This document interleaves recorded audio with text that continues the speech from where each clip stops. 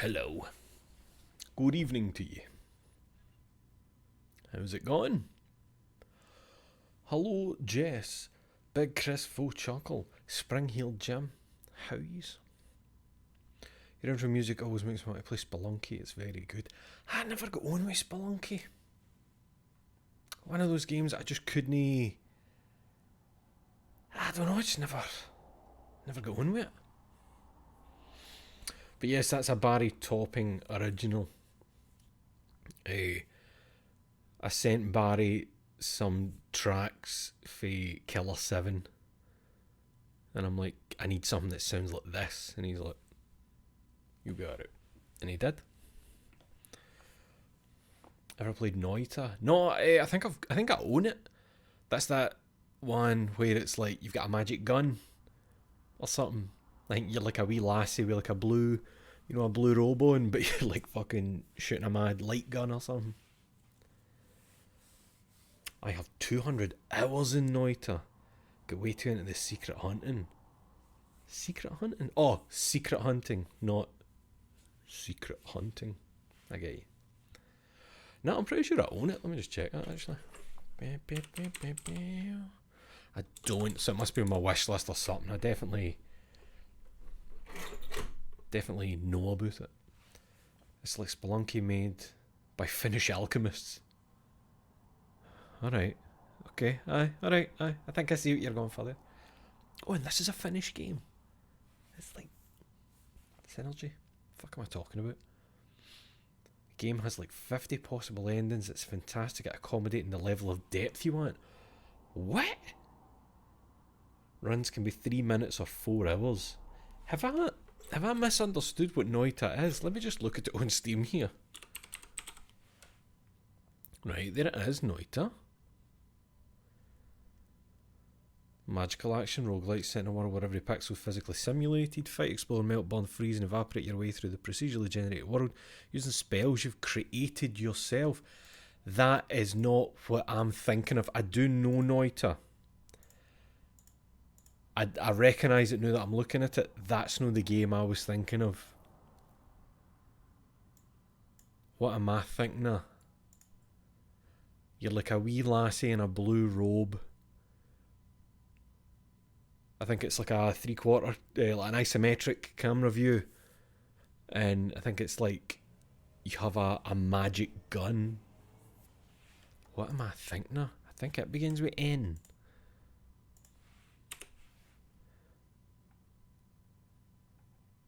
What am I thinking of? Hold on, I'm looking at my library because maybe I own the one I'm thinking of. I would recommend Noita if you spoke to yourself when playing with toys as a bairn. Nah, I wasn't that kind of guy. What am I thinking about? I don't know, I'm looking at all the things I own that start with the letter N and it's no there. Wait, I think it begins with an O. No, maybe it doesn't. This isn't important. This is just me misremembering a game. That's all it is. I just can't remember what the game I'm thinking of is called. Anyway. Hi, how yous? Is it just us three in here tonight, I think? Just me and Jess and Big Chris. So what's been happening? Anything interesting going on?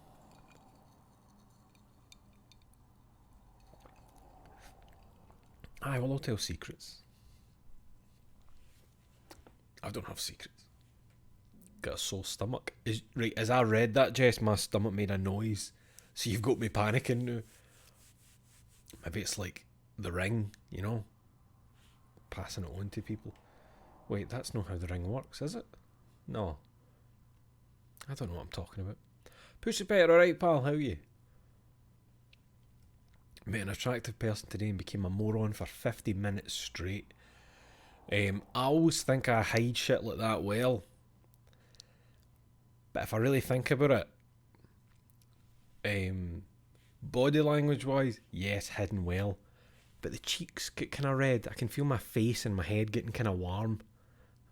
So I think I'm hiding it well, but my head betrays me. It's funny. It's funny how shit like that happens. Teaching myself to work on a motorbike. Let me tell you, I can understand why your dad smokes 30 joints a day. Infuriating. I like the idea of, I was trying to repair a motorbike and that's me on the hash now. That's what it does to you. So I'm really annoyed now that I can't remember the name of the game I'm thinking of. I'm slowly scrolling through my Steam library to see if I see the wee icon that I'll recognise, because the name just escapes me.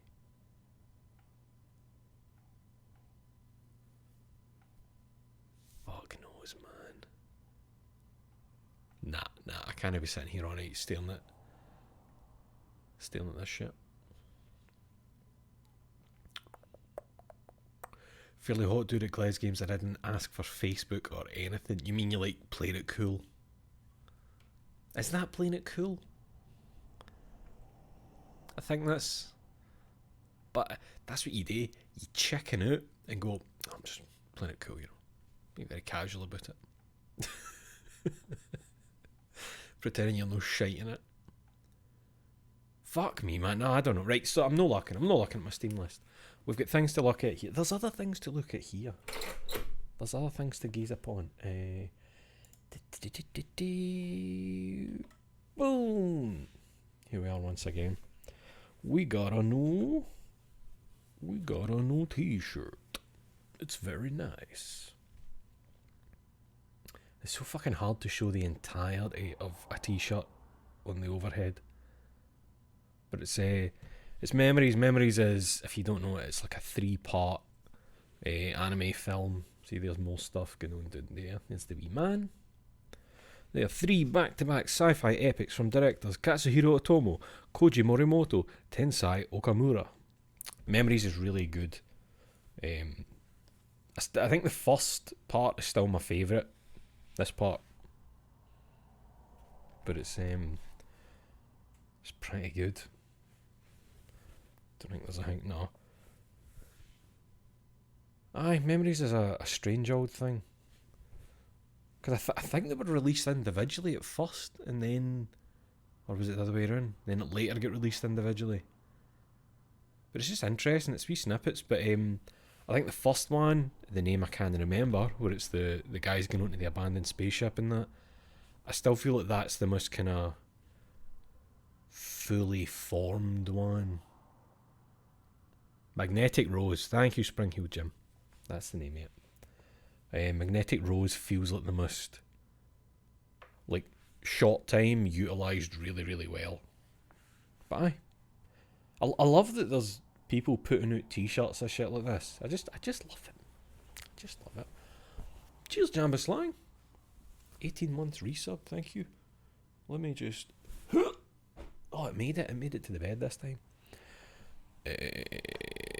And the t-shirt came with some sticker. I think we showed this sticker before, didn't we? We are Berserk, man. Keep honking, can't hear you over on tears. Listen to Berserk 1987 OST track for Gats on full blast. I think I've had like 4 of these now. And then we got a classic Usagi Boots. Born to Eat, Whole as a Fuck. Kill 'em on 1989. I Am Gyoza Man. 410,757,864,530 dead. Sorcerer's Way. Kaiman, the man himself, in the middle. More stickers for my shit. Boom. We get the last one of the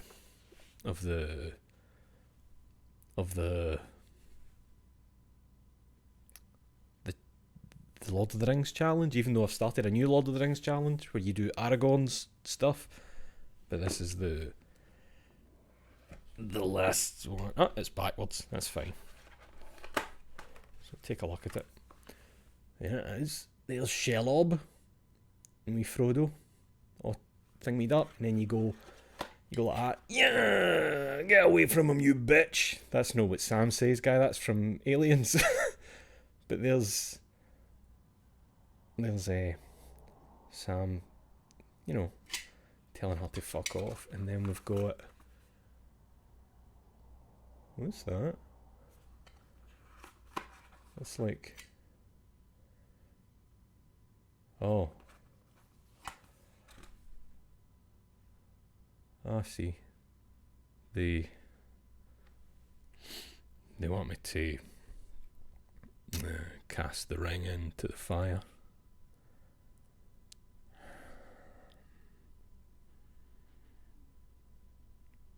But it's mine. It's my ring. It's just a ring though, innit? It's just a wee ring, fucking it goes, right, get that shit in there. I think that is well fucking sweet. The ring that comes with the first one goes into the last one, and if you go like that down below, there's a fucking silly wee bastard. Reach for it all you want, mate. Your fate is sealed. I won. I beat you. I beat Frodo. I gave it up willingly. Fuck it. But aye, that's extremely sweet. Imagine I just kicked about with that around my neck. Like, really fucking proud of the achievement out in the street, at work. Guy, what is that? Oh, you'll love this. Look, doing the wee action. Guy, have you ever kissed a girl? One last. Well, two last things. Of course. Now, I'm not expecting anything fancy because this is box 2. So I've already got the majority of the cards. Like, I mean, for the wee ones that I've been opening, they're all spares that I'm just in the process of selling. So, pardon me, this is how it happens now. This is how it happens now. You might get something good. You highly likely won't. But I did pull a card the other day that I sold for £11, a single fucking card. Fossa, Jerry, Gaimon, Momo, Huldus Mantler Smash, Uzos Paraku, Haruta, Wanzi, Bucci, Charlotte Oven, right, here we go. Kokoro. Oh! That is a sweet Don Krieg. Using his daft metal. I don't remember what Don Krieg's thing was. He just had loads of weapons installed, didn't he? It's been a long time. It's been a long time since Don Krieg was relevant in any way. But that is really, really nice. Nice art. I wonder if we'll see him in the live action. Because they're at the Baratie in the live action, so it might. Here we go. Wait, what? Oh, shit, aye. Kokoro was... I forgot she was a shiny. There's always two shinies at the back of a pack. She was the other one. I forgot about that. Thought something terrible had happened to me there. You ever considered a career in opening video game loot boxes? They are like the worst tat imaginable though. Like the worst, aren't they? I don't think they exist anymore, do they? Is the live action looking alright? Well, the live action, when it was first shown in the One Piece group chat, me and my fellow monks were like, ah, fuck, man. Ah, fuck. Like, nobody was... See, after things like live action Cowboy Bebop and that, we were all of the opinion, like, just have no hope. Just expect nothing. And after the first trailer that went out, a live action One Piece, we were like, aye, that's what I thought, fuck's sake. And then they put up a trailer, I don't know, a week or two ago, and it kinda switched old guy's brain around the other way, and I'm like, oh, I might enjoy this. We'll see. Who knows? Shalagale, Jerry, Curio, Kimi, Usos, Pirate Crew, the Bagali, La Charlotte Opera, Monkey D. Garp, Topman, here we go. Right, I've already got that Luffy, but it's still nice. And I think I can get £1 for him. Please. Ah, fuck, I think I've got that Nami. I think I've... Can I focus on her, please? There you go. I think I might have that Nami, but... you know. Maybe I can get £1 for it. This is what happens, though, when you get to the... Oh, that's nice. I don't think you've seen that properly. Maybe you have. It's the rare Dawn card. Fucking hell, focus please.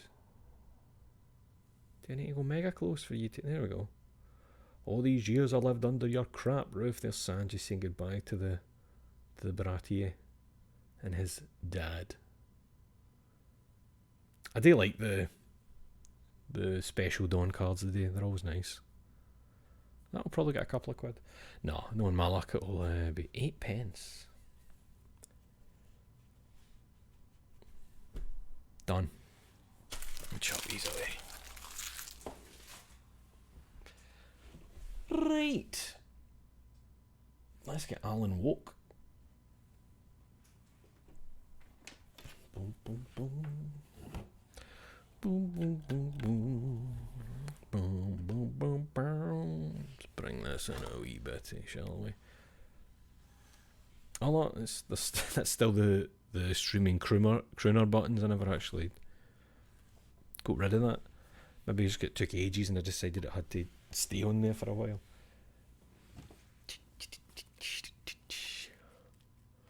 Aye, Robohomo, that was like the kind of OG Nami. When her and every other lassie didn't just look the exact same. Boom, boom. What am I doing? I'm pressing the right buttons. That's fine. Sweet. Let's fucking do this.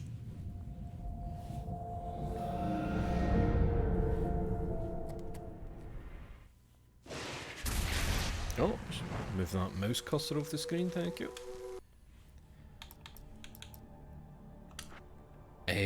What had we done? I think we had gotten back to the drive-in from the loop. And Emma still died, didn't she? Poor old Emma.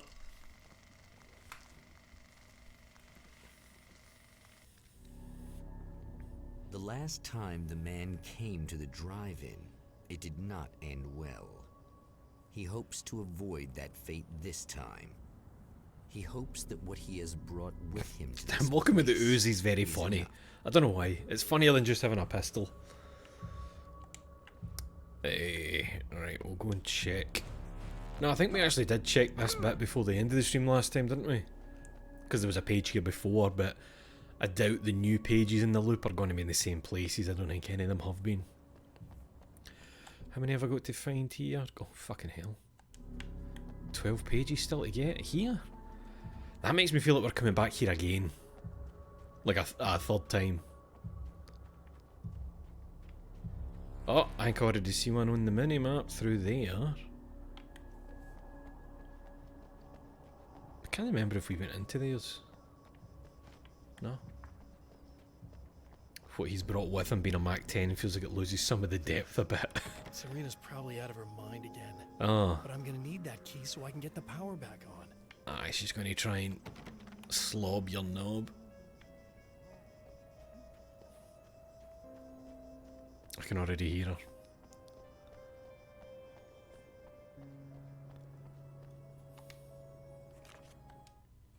To change the world, you must craft a blueprint for the new reality. Any work of art will do, as long as it's a genuine act of creation. That's what the energies of the dark place respond to. The results may be subtle and perplexing, or far-ranging and momentous. My area of expertise, the written word, gives much more precise results than music or interpretive dance would, for instance. But words can be extremely dangerous. What you define may become reality, but so can that which you imply, even if you don't realize you're doing so. Aye, so, like, I think that's what he'd been kind of talking about that before, where it was almost like, you know, talking about having to operate within the rules, and how, because everything you do, it still feels like the darkness is letting you do it. Because it feels like if it really wanted to, it could just be like, that's enough of that. So that's why I think, like he's saying, implying something's dangerous, because it can be interpreted by it. Like, oh, did you mean this? You know, that kind of shit. Hey, you trying to fuck on me again? I'm really just here to get the keys so I can get the power back on. You wanna hold me down? It's okay. Rattler in the jaw. I know you like That's that. not fucking on. I'll just grab the keys. I could be like your wife, little wifey, waiting at home for hubby. Or I can see the keys shining in the background, look.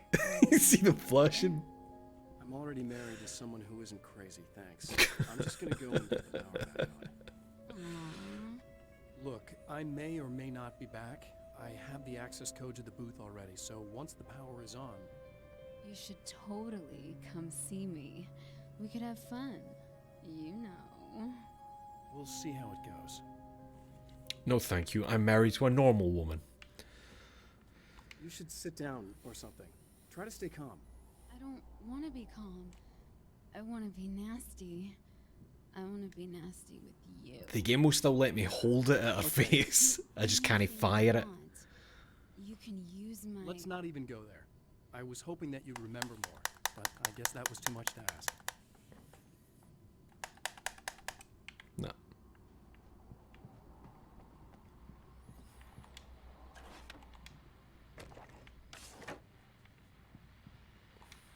I was about to do the weather, but I see we have a caller. Is this another one that's going to give him abuse? Hey, Eddie, it's Ricky. You talked about fate before. No. You think about that a lot? Not a lot, to be honest, but I take it you do. Oh, yeah. Oh, yeah. Any conclusions you'd care to share, Ricky? Well, we've got free will, right? That's in the Bible and everything. Yeah, right, sure. So free will, right? Am I right? I mean, if we can do what we want, how can there be fate? I mean, you don't know what's going to happen next, so there's no fate. There's just people doing stuff. Well, I don't know, Ricky. I don't suppose you have considered the possibility that we're all here in the service of a greater purpose, incomprehensible to us, And that what we take to be freedom is nothing more than the move of a pawn. What are you doing on some here? Cosmic chessboard, limited in scope, subject to the whims of unseen players, existing only for their entertainment. or perhaps we're just a twisted Reflection of actual events that can happen elsewhere. Could it be that such is life in Night Springs. Dude, Food for thought, Ricky. Food for thought. That's good. That's good. I really like that.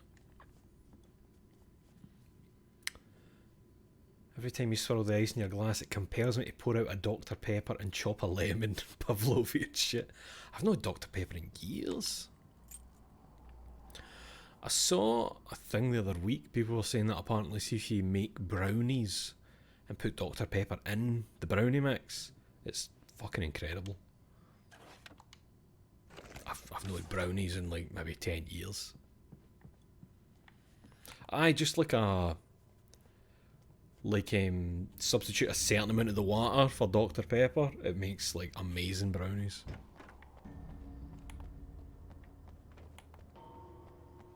It's been more than 10 years since I've had brownies because oh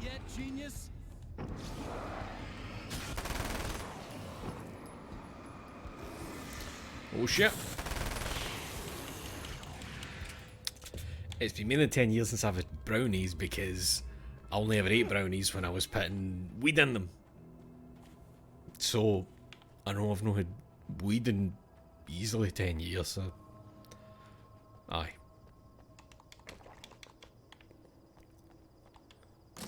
Hey!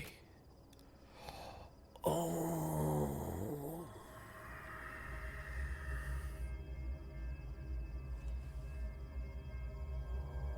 We'll try it. And if I don't like it, I can always come back and grab the Uzi unless it dances out of the world. Is that you stopped? Right, good. Checking up here for pages first.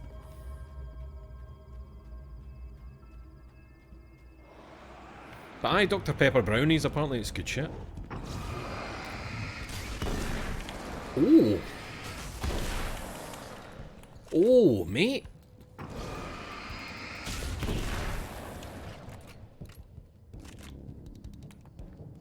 He's sawing off, is it?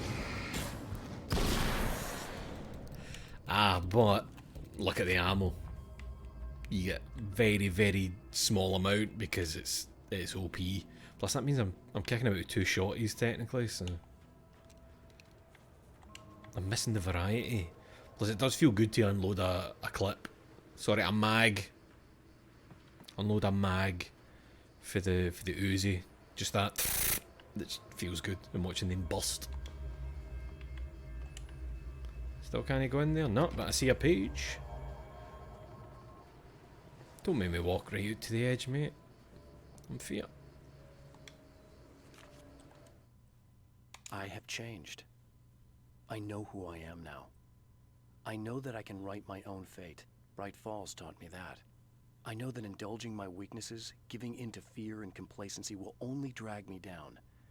The Dark Place taught me that. I'm no Zen master. I've not attained enlightenment. But I have learned to let go of the things that I don't need. I know that without that balance within, I become my own worst enemy. Now I strive for equilibrium, and with that, I'm strong enough to get where I want. I like the confidence. Nice hearing it. Love to unload a clip of shells from my Mag-10 rifle. I think we spoke about this on stream before, didn't we?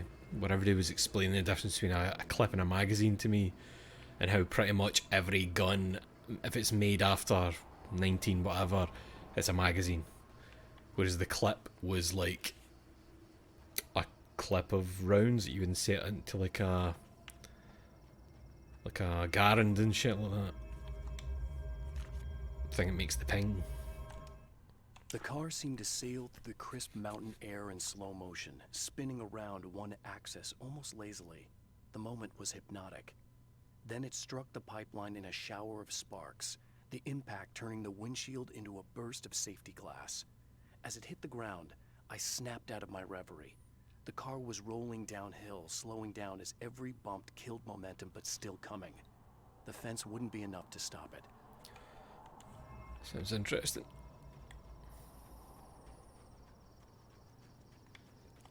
We got another wee checkpoint here.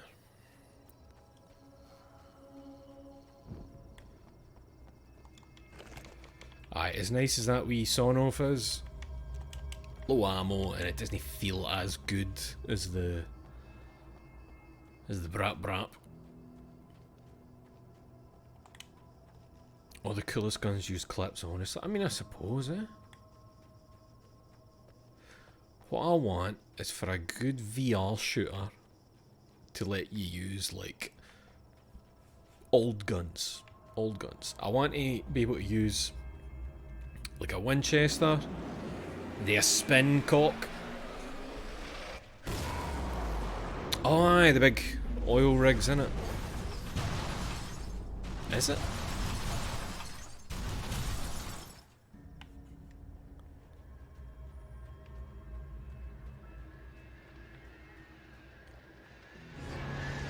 Oh shit, the lads. Oh no, it's the Crow Men, innit? Steady on, lads. Horseshoes is your game then? Horseshoes? Never heard of that one. H3VR, I'm sure somebody mentioned that before when I talked about wanting a Winchester.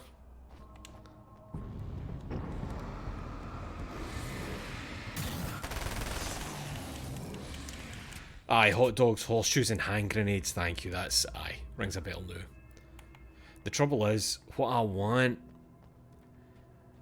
is a campaign to go along with, and a lot of the games that have the really cool shit don't have like a campaign. It's more like a shooting range, you know, and like stuff like that. So I don't know if H3VR has anything decent like that, but a lot of them it's just like, it's a bit bare bones for what I'm really after. I want to use those things in environments against enemies and progress. Leave her alone. Oh, it's a photo. I thought it was a woman sitting behind him, looking over his shoulder. It's a photo of Alice. Just look at her. She's really beautiful, isn't she? Your wife? My wife. Well, our wife, really. Just my wife soon. My wife. Sorry. Don't worry. I'm not gonna treat her like the others. She's special. If I wanted her dead, she would be. I've been around for a while now. Oh, it's been, what, 2 years? So talented. You haven't seen her new work, of course. Oh, it takes my breath away. Really, she's that good.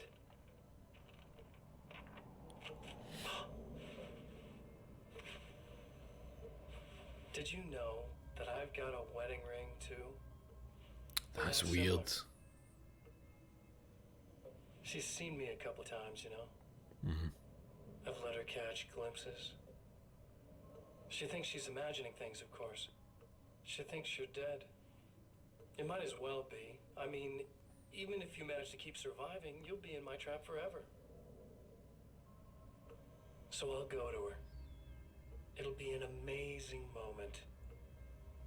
Oh my god, you're alive. We know that you run down a hall screaming and then I'll be vanish. her loving husband for as long as I can stand it. She'll love it. And then, one day, somehow, it'll happen. Maybe I'll slip up, she spots something, or maybe she just starts running her mouth. And then, I'll do it.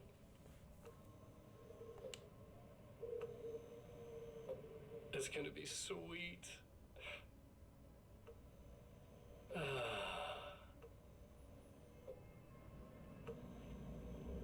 My darling wife.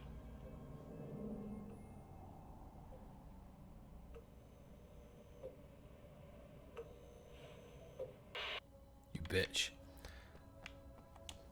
Man, I hope we get to fuck his shit up in Alan Wake 2. Like, I need that badly.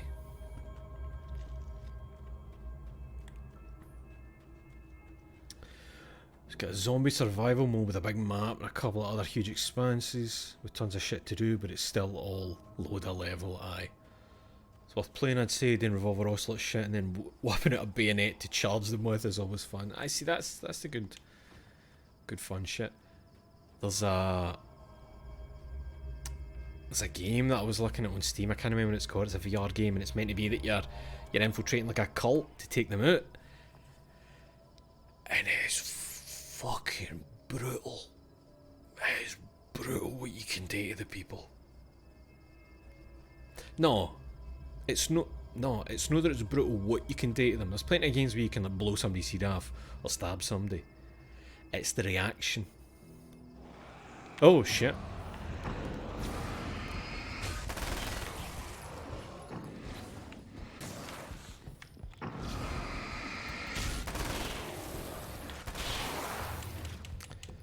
It's the reaction. Watching a bit of gameplay and somebody's like putting a knife in one of these cultist chests and it looks like the way a person would, you know, it's kind of disturbing. Looks fun though. They're cultists, it's fine. They're evil. I have created the weapon that can put an end to this. A blueprint to a new reality. All I have to do is survive long enough to use it. My arrival from the dark place will be painful and difficult. These pages may be lost. But one way or another, I'll send the parts I really need to myself. If I make it outside, I have a chance. Mr. is more powerful than I am, but he can't change the rules in the middle of the game. He's not a creator. I am.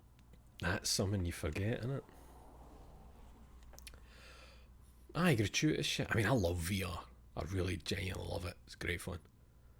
It's a total overhaul Star Wars mod for that Blade and Sorcery VR game. Yoda screaming as you rub his face along a lightsaber is upsetting. Especially since he screamed like an adult man. I mean, I think I've had Blade and Sorcery on my wish list for ages. Because I kept waiting for it to come out early access, and because there is talk of there being a campaign.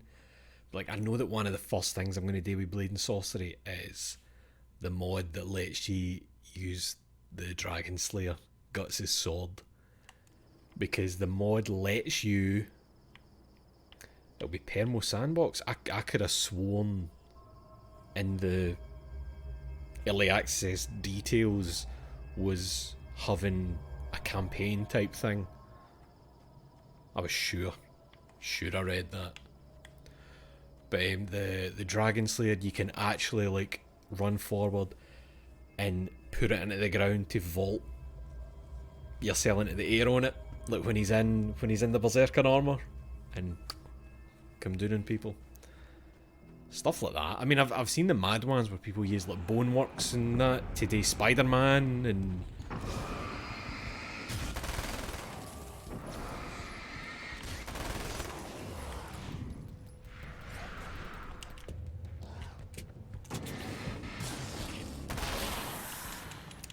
There's a lot of Boneworks ones, like using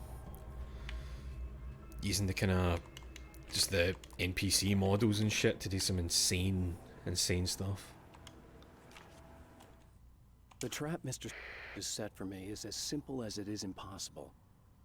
Whenever I reach him, he Man, I'll need to get back to the recording beginning of the Boneworks. It's been a maze. It's a while. loop in time. I go through it only to end up where I started. There's a brutal genius to it. If I die, it's over for me. If I survive, I end up where I started. Sooner or later, the odds will catch up with me. And in the meantime, he gets to toy with me. But that's why I have a chance. He's caught in this pattern just as much as I am. I know where he'll be, and I'm prepared. I'm just thinking, the thing that's kind of weird about these wee bits is that it's... Alright, or is that what they're going for? Because that is typewriter lettering, but it's on lined paper. But is it meant to be that you've just used what you had to hand, and that's why it doesn't sit on the lines?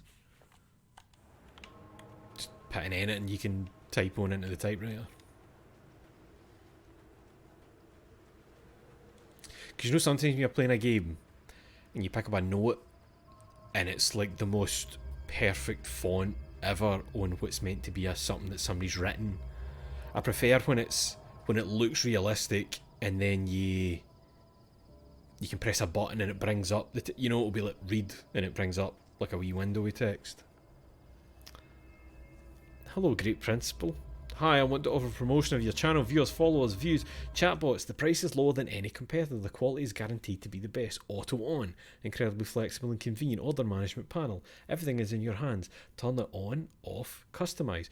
Go to doggyhype.com. No, go to fucking hell.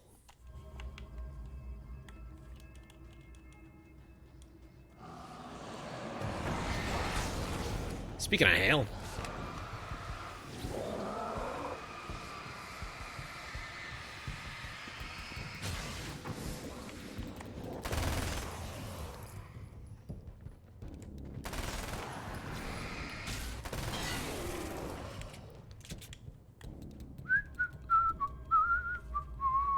Just another day at the office. Getting dudes the brap. I can't believe they're still doing that shit, man. Fucking bots in your thing trying to get you to sign up to fake fucking numbers showing up in your thing. It's nonsense. Still makes me laugh that Ben is haunted by crypto bots on Twitter. Aye, what happened there? Single thing Ben posts, if you look under, it's one of those show more buttons and it's always like fucking AI, crypto, Web3 shit.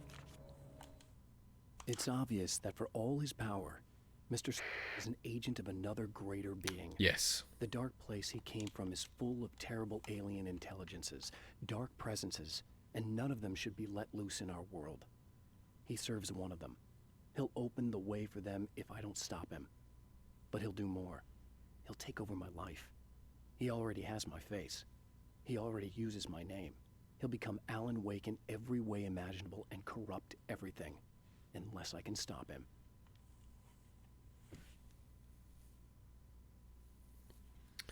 Why is it always doggy? I don't know, that still sticks about. I don't know if I'm pronouncing it right. I just refuse to believe that that's supposed to be pronounced Doge. I've heard people for years say Doge, but it looks to me as if you're going doggy. It's just an E on the end of it. But I don't know why it's still... I'm pretty sure the Wii Shop, just 30 seconds from my house, still has a sticker at the till that says, like, we accept doggy coin. Oh, because I said the Wii Shop, aye. I'm pretty sure there's still a sticker near the till that says that. And I can guarantee you, no one has ever paid with that in there. It is a small village in Scotland. Nobody has.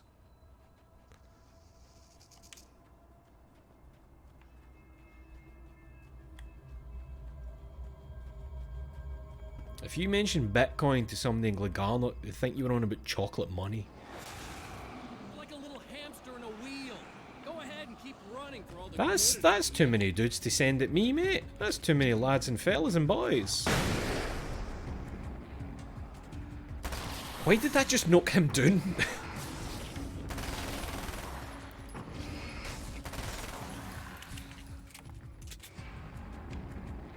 Oh.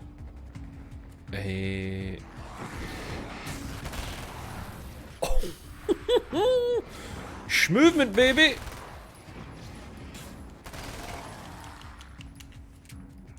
Just don't ever fuck with me. Simple as. People don't fuck with me. People don't fuck with me. People don't fuck with me. Nah, I don't care about an assault rifle. I do need ammo for my Mac 10 though. Let me just run up this side in case there's a page on this side that I didn't go past.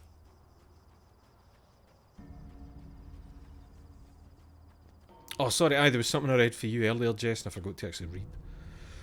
You know what I mean? I read it, my eyes read it in my mouth, didn't he? Sentient rumour gets picked up as being AI chump bait, but aye, that makes sense. Fucking hell, man. It's mental how many ads on, like, if you're using the mobile app, just how many of them are nothing but crypto, Web3, AI. Just constant. And every now and again there'll be one that's written in a language you've never seen in your life. Because it doesn't know what you want because you've blocked so many fucking ads and that. Maybe they don't speak English.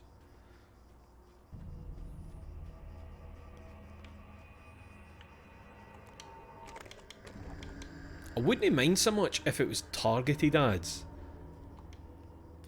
You know what I mean? Like, see if it was stuff like games and manga and even fucking, you know, trading card shit, even if it's trading card things that I'm not bothered about. But it's just stuff that I fucking hate. Right, there's a few pages in here, but I can see they're all indoors with the looks at it.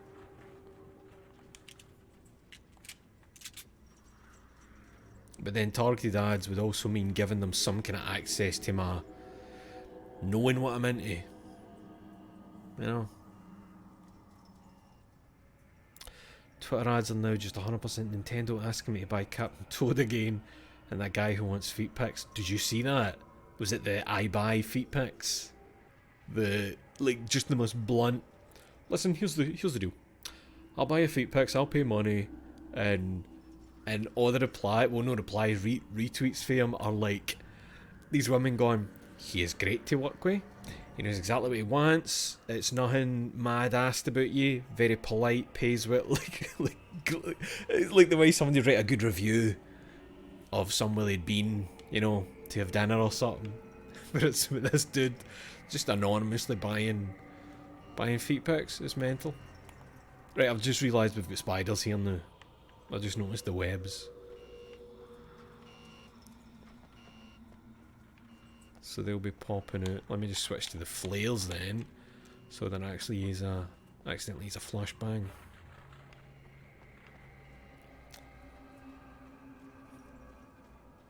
It's probably spider time around here, eh? Or are they waiting until I go indoors?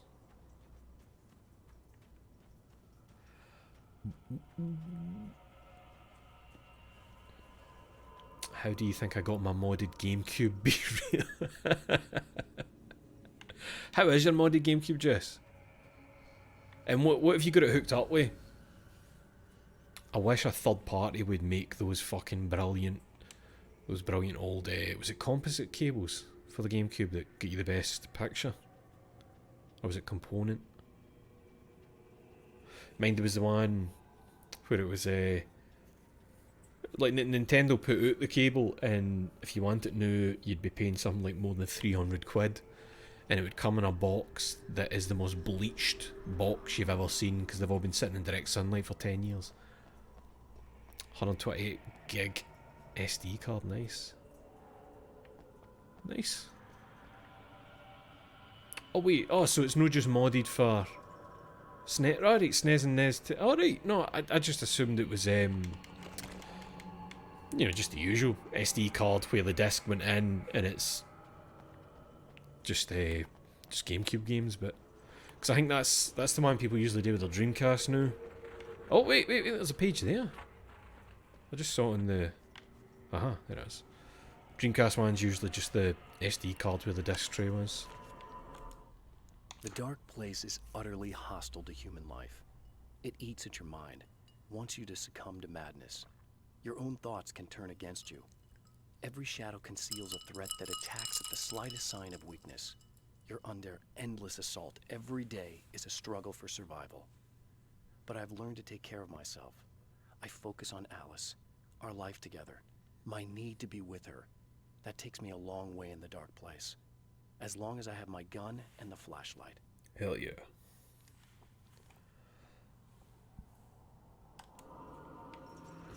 Oh, it uses the serial port slot so the disc tray still works. That's nice that it doesn't put that out of commission. That's quite nice, that. We LEDs in the controller ports. Aye, alright, calm down. Are they RGB or are they just white? They're probably changeable, aren't they?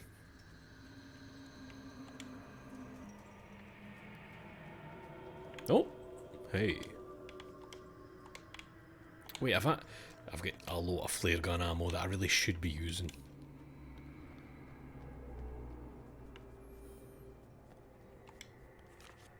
I feel like I'm getting a lot of pages in this time. For Serena like, Valdivia, this run. burning the midnight oil was more of an exception than a rule. A procrastinator and a perfectionist, she often worked when she wouldn't be disturbed. Tonight was especially important. The film festival would open tomorrow, and there was still so much to sort out. It wasn't that the work hadn't been done. She just didn't feel like she had completely mastered everything yet. Good for her. Just blue, alright. The guy I bought it from is a big Rangers fan. Her Majesty is in the GameCube jewel on the top. I've seen a great mod years ago. And I think it was done with the SD card type stuff as well. But there was a wee screen in place of the bit in the top of the GameCube, the circle. And it displayed the box art of what you were currently playing. Pretty fucking sweet.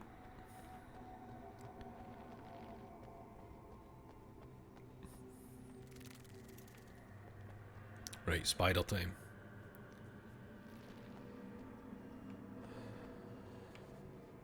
Hello? Mario? Where are all the pages that I could see for the outside on the minimap?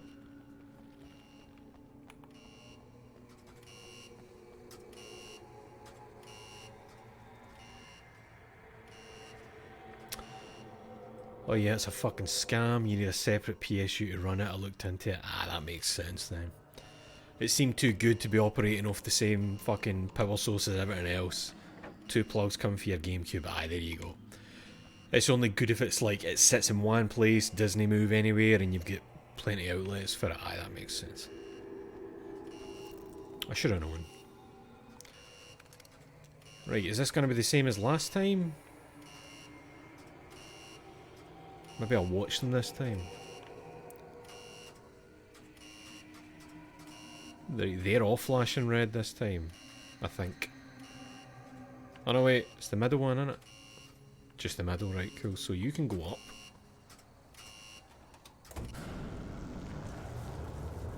Oh, that was the only dip. Did you see them drop? Because they were spawned in as the camera angle changed. Alright, lads. Well, I didn't mean to use the shotgun there, but it's fine. It's kind of funny. Maybe I'll just take them all out with the shotty.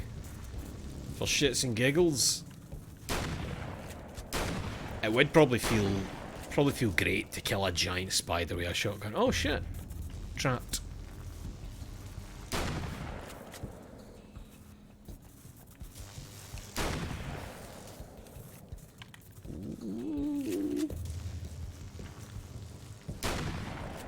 Wait, I think... Oh fuck, this is trapped as well. I thought I could go around the sides. Oh, I don't. Oh! A finite number. I assumed they were going to keep coming. That's fine. Probably going to appear out here though, aren't they? With that. There they are, lads. What if I did this? Ah, you hear that shit, don't you? Right, catches. I'll just do a wee circle here.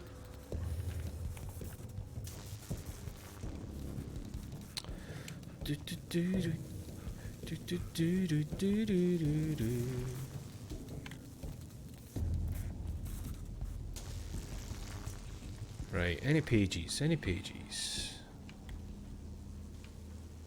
Nah. How many have I got here? Oh, there's only 4 left. Just double checking that no more are shown in the minimap. I must have got them all then. Maybe it just felt like there was more.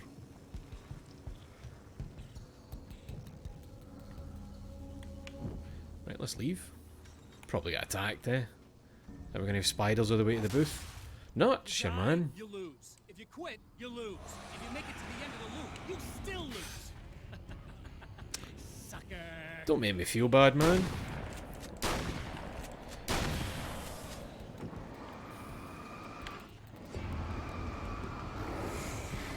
Oh! Oh, yeah, fucker. Hey.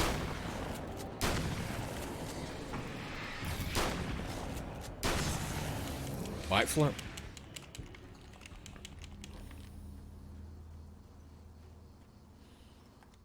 In Metro 2044, for some reason the engine doesn't support changing camera angle, so the cutscenes have one frame between the camera angles as the camera zooms to the new location. I think you mean Metro 2033. Fucking love the Metro games, man. One of my favourite series. Very excited for what they're doing next. That was another thing. Unless you meant 34. I'd wanted a Metro game in VR, and there is 2 of them. Two heavily Metro inspired games in VR. I've not had a shot at them yet though. Is that the one we saw before? Aye, we've seen that. Oil rigs, the big oil wells, maybe.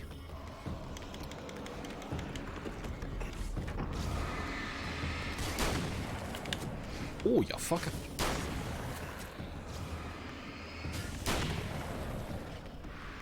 You bitch.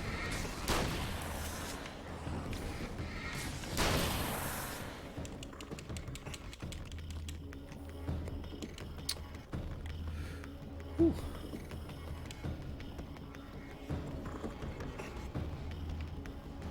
Oh shit, I didn't even spot that it said destroy the dark fountains. I hadn't even realised they were back. They're just kind of putting them out in the middle of nowhere now. That's fine. I love that. The good thing is, I remember how I did them in last time, and it saved me killing any of the dudes and wasting my ammo. I just went like this.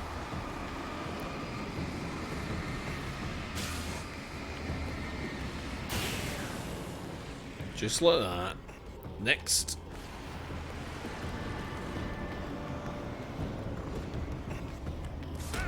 Oh shit. Careful, Alan. And we'll just have to finish this with a wee bit of flashlight ability. I think there was a guy right at my arse there. It sounded like he was about to chop me. Get a VR stream going. The trouble with the VR streams is it's better for me to record a VR thing separately and upload it. Because of the what would you say, the strain it puts on the computer, having to stream the game over Wi-Fi to the headset and stream it to Twitch while also recording the stream in high quality. It's just a lot of strain, if you like, at once. So it's easier for me just to record wee VR things, because I can't interact with folk anyway while playing VR. So to make it a stream, you know, I suppose it's still somewhere for people to chat while they're watching it. You could look at it like that, but what can you do? I mean, what you could do is probably just get I don't know, slightly more powerful computer, but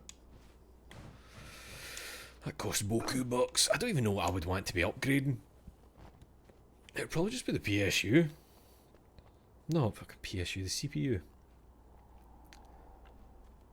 I mean, I would like a new graphics card, but it's like, it's a 2070 Super and I only care about 1080-60, so, you know. The Champion of Light knows that the time itself is about to end. At least for him. He can feel the dead end rushing towards him. But there is time to act. Incomplete or not, he has the weapon. Hell yeah. I don't have the whole thing. But maybe it's enough. It's not going to be enough. I think we're going to get sent back to the gas station, to the motel. Do the streamer thing and just buy a second PC to record with simultaneously. When I read about stuff like that terrifies me.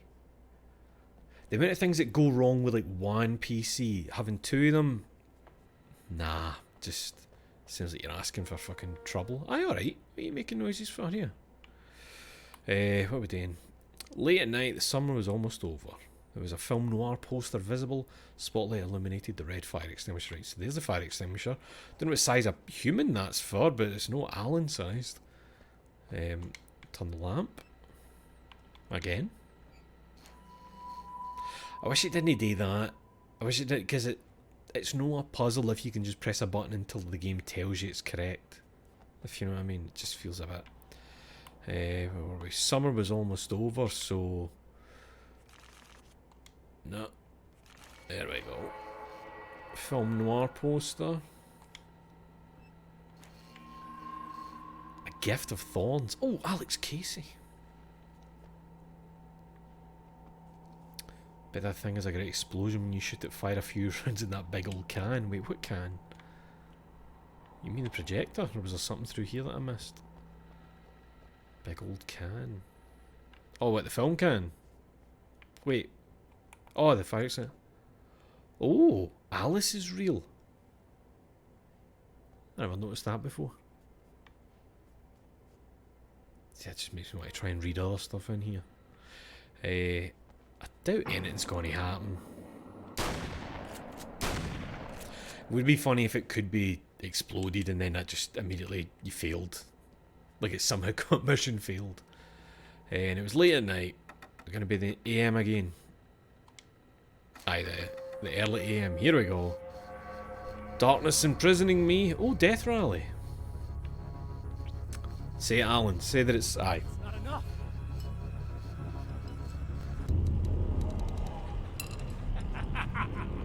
You're trying to be cute, aren't you? What are you up to? It's a waste of time, buddy. You should just lie down and die. Let me take over. This is the only thing you've got coming to you. From here to eternity. No matter how many times you come back.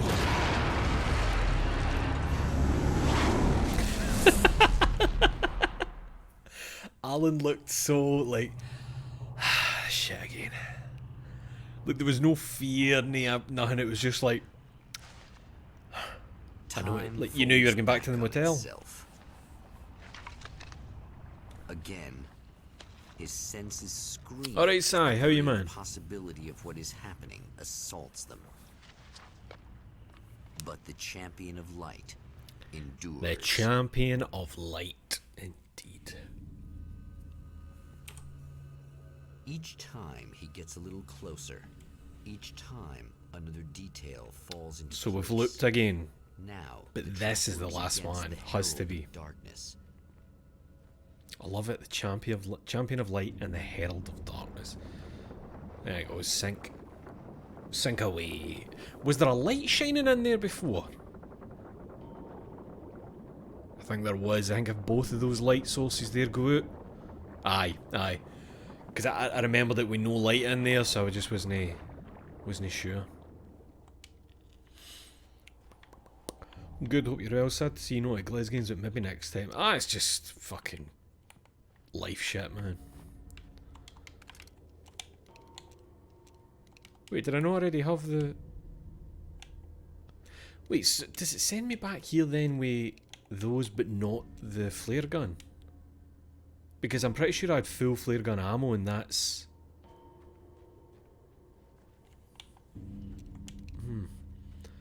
Okay. So I'm going to assume that this time Emma has collected everything. Oh. You're new. You don't have a head. Holy shit! What are you, the King Hillbilly? Oh no, he does.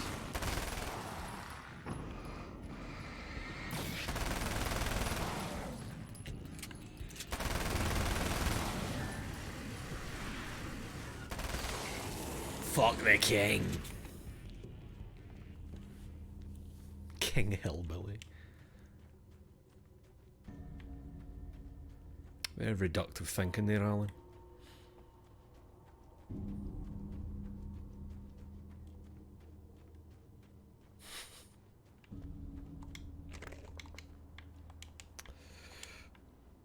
Oh, big pizza cutter, right enough. Oh man, I had a great pizza earlier. Ion Q, bubbling to the surface from untold depths. My favourite place, reopened after the 2-week Emerging holiday. monsters do not expect the warm reception that has already been prepared for them. It's already there. There you go. The lights. I don't need to read it, man. The lights were blinking. The thing was on. The tunes were blaring. I hope you like Kasabian. We're hearing it a third time.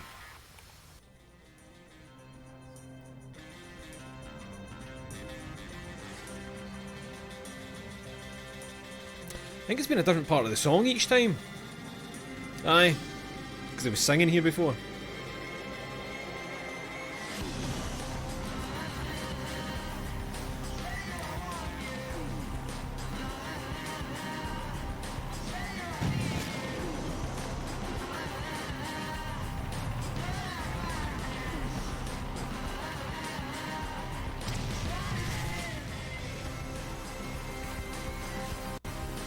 Then we go right, then some dudes appear.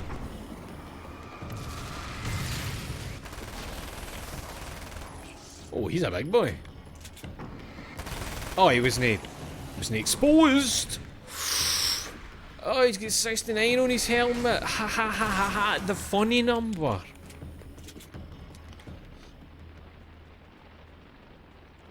Yep. Next stop, saving Emma. Too right, mate. I'm only human, how could I not love Kasabian? The year is 2007, I have a new MP3 player, it's 500 megabytes of storage. Ah, Jess, you're making me feel a certain way. Fucking hell, man, we've still got 5 pages to find here. So I can see there's one there on the map, but... Oh, that gave me a fright! I wasn't expecting to get a fright like that. That kind of shocked me.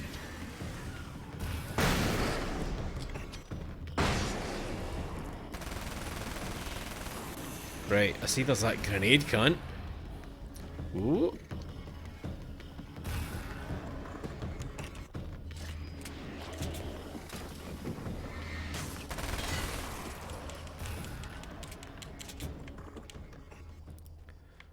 You're the first person to ever say that and not immediately try to spit on me. There's still time. Getting the Andersons into the recording studio was a struggle and a half. But once they actually picked up the instruments, something happened. They were 2 old men, and they weren't. They were doddering bags of bone, and they were barely contained power. And there was music. Barry rubbed his hands together. He knew how to pick a winner. Now all they needed was some direction on how to make things a little more modern. Barry had never produced a thing in his life, but he knew what he liked. He knew Balance Slays the Demon was going to be a hit.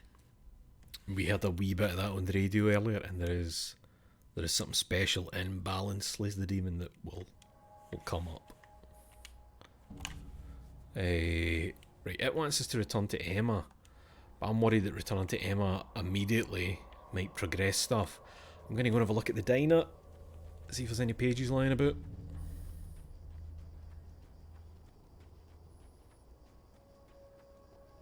Whatever happened with Kasabian? Did they just... I think they just broke up, didn't they, after that shit with... Was it Tom Megan, the main singer?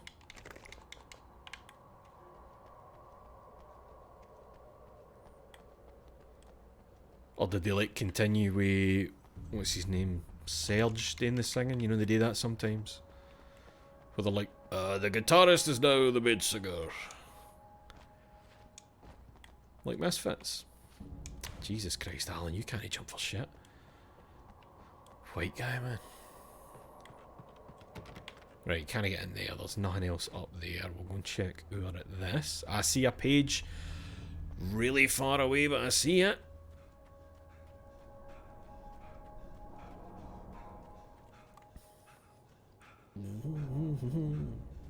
Kasabian gossip. I know, in the year of our Lord 2023. I was never even like, I knew Kasabian songs, but I was never like, I fucking love Kasabian, man. The Anderson brothers should probably have been in a facility somewhere, despite their tendency to escape from such places. It could be argued that they had no business being on tour, considering their condition. Their lives mostly revolved around the laundry list of ailments and their endless quest for liquor. But Barry Wheeler managed them now. And whatever else they might say about Barry, he knew how to make things happen.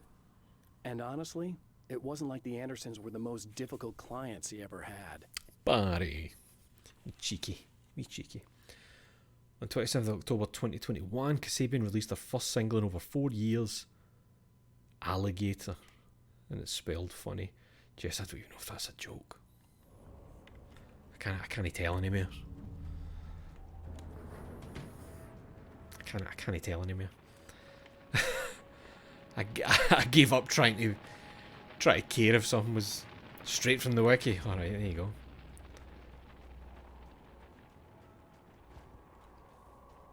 It is strange, isn't it? Because it's like, oh, this guy's the singer now. So it's like every song sounds different now. If you're singing old stuff.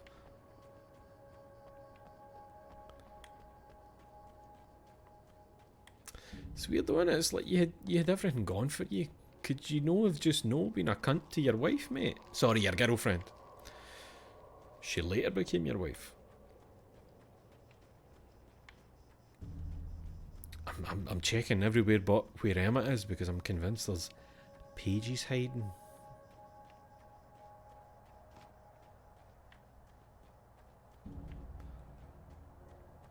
I'm trying to remember the tweet that I saw the other day.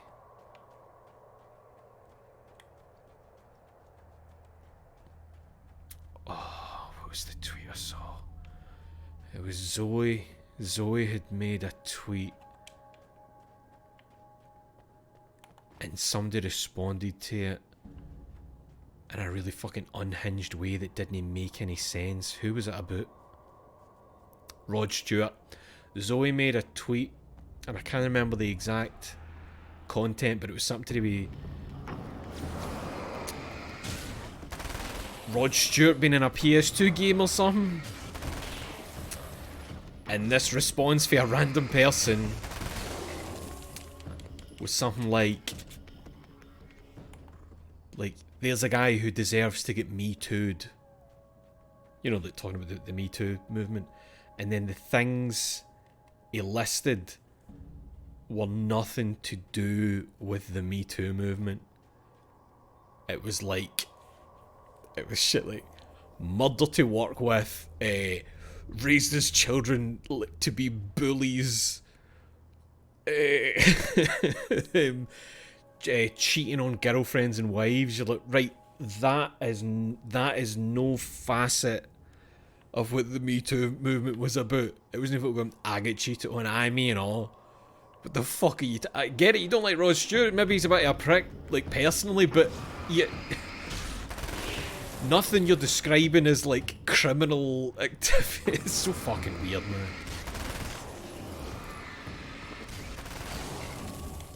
It feels like somebody who might have been name-searching Rod Stewart. He left Maggie May in the past.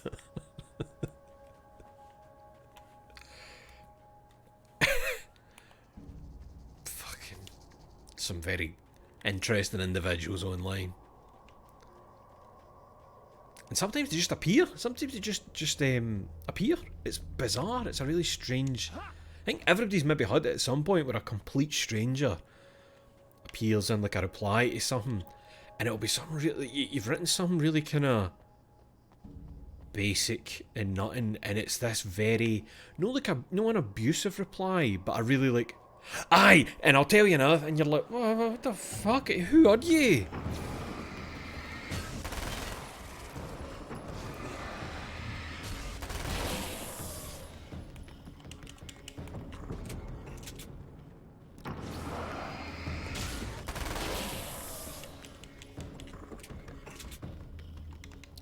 60-year-old man wheezing and saying, I've been Me Too'd after he knocks over a pint and spoons.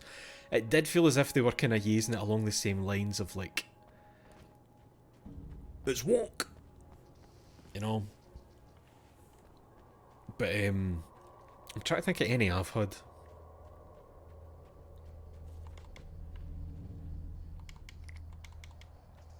I had a very strange one years ago where I'd mentioned something about Killer 7, and again, just a fucking total stranger was like, it's a terrible game, and started listing all this shit, and I was just like, oh, I love it. And they were like really adamant, going on and on and on, and I was just couldn't be bothered. And I had I blocked them, like, just to get some peace. And for like, I want to say 4 hours, they were quote tweeting me, and what was it? They kept going, this fat Scotsman.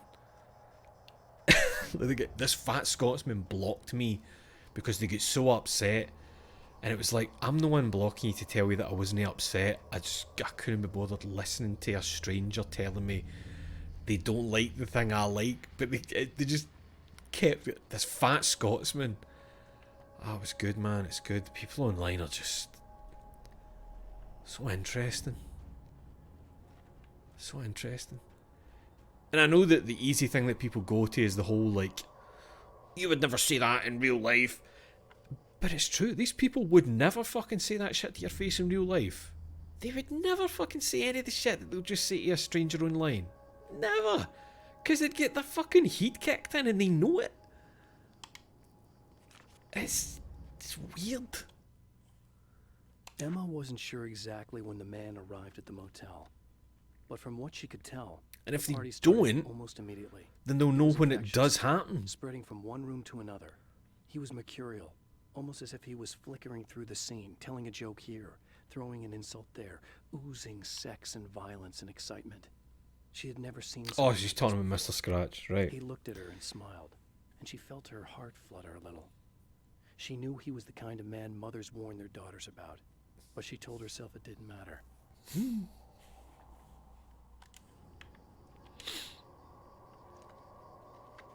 These are the people who do see it in real life. I mean,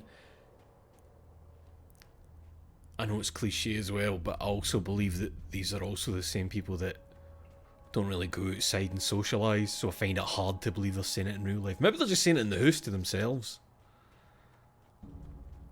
Well, at the end of the day, what I'm saying is, if anybody tried to speak to me in real life the way they speak to people online, strangers and that weird shit, I'd go fucking mental at them. I'd maybe hit them. I've only hit a couple of people in my whole life, and it's been a long, long time, but I'd maybe scalp somebody. I have seen the darkness twist flesh into new shapes before. But encountering these giants is an extremely disturbing experience. It's as if the genre has been switched on me. There's something out of Pulp Fiction. Twice as tall as normal men and stronger than forklifts, their lumbering gait and slow-witted demeanor brings to mind some kind of mean-spirited caricature of a feeble-minded hillbilly. Yeah, you wrote it, Alan. Well, Scratch wrote it, I suppose. You find them at card shops and in public transport where you can't escape. It sucks. Do you know what I think part of it might be, Jess? Genuinely, why that was like, I don't mean it was a surprise to me. But I bet you the reason that I found it hard to believe that it was as common as it apparently is because they people tend to look like me. This is the luck, and it's horrible to have the association. You almost want to like pass down the street and go, I'm brilliant, normal, by the way, I'm sound, catchy. So maybe that's why I don't hear it. They sad look at me and go, one of us.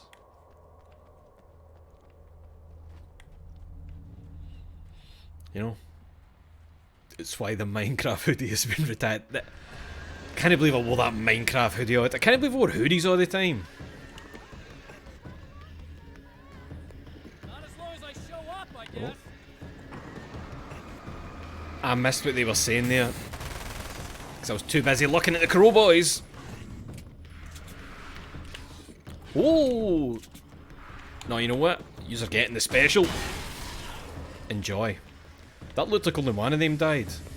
Did the other man become crows? He became crows. Become nothing. Oh shit. What the fuck? Did he have a direct hit with that or something? Yeah, you any of that, mate? You arsehole.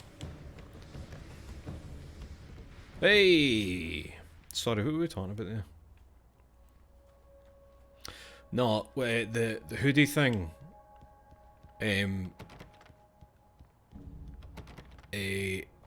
I almost had, what would you call it? I almost had a uniform, which was a hoodie and a beanie. And I hated that that's what was always pictured of me, if that makes sense. Like years after I stopped wearing beanies, you would still see the purple burgundy beanie show up in photoshops or wee drawings, and I hated that was associated with me, because the beanie and the hoodie were part of what I'm going to call self-conscious fat guy armour, where you don't realise that nobody cares that you're just wearing a t-shirt and you're comfortable, mate. You can drop that hoodie if that's why you wear it, and the beanie, nobody cares about the beanie. Nobody cares that you're bald. Nobody cares that you shave your head. It's just. So sometimes when I'm out and I see a fellow fat brother in sweltering heat wearing a big fucking hoodie, I want to go, mate, you can take it off. You can take it off, please. Just fucking sweat running down bright red heat, mate, you can take it off, it's fine. So that's why I have a thing against make it a string fest. Mate, go full Rabsy. That's why I kind of hate hoodies now. Like the idea of them. Aye. I don't know what the fuck I was even talking about there. I don't know how I even go into that shit. What am I doing? Sorry, I'm running about in circles because I don't want to check on Emma yet in case there's a page hiding here somewhere. How many have I got? There's one page left. Where would that be? Jess, you're saying you don't think you have a uniform, but if I picture you in my head, there's denim. There's a denim jacket. Which I think is based on 2 real life encounters. So, I don't know. Here we go. I was 14 and on the train to Edinburgh for a card tournament and got pinned in by a 27-year-old who talked to us about League of Legends the whole journey, despite us never playing League of Legends. He had us talking about cards and knew he had victims. Aye, that kind of aye. Yes, people in it. I don't know. There's people in it. Oh, wait.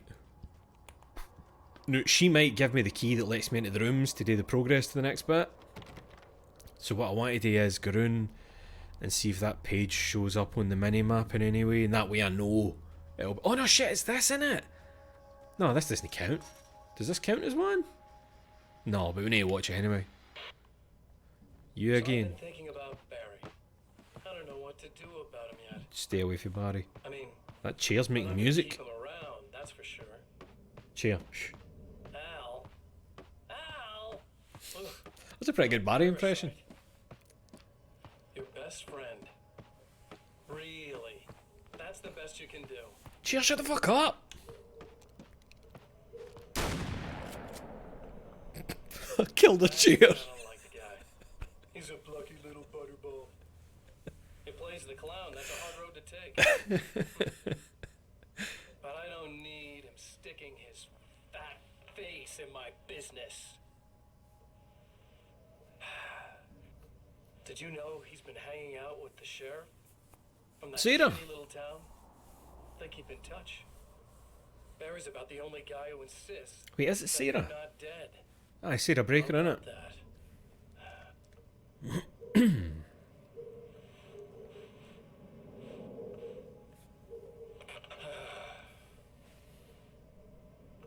I might keep him alive for a while.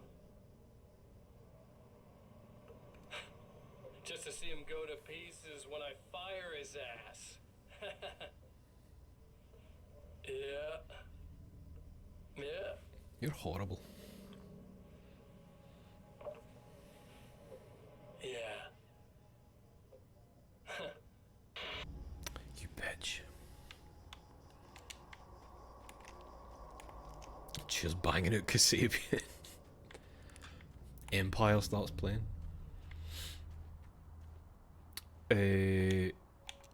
Let me just make sure I'm kitted out here.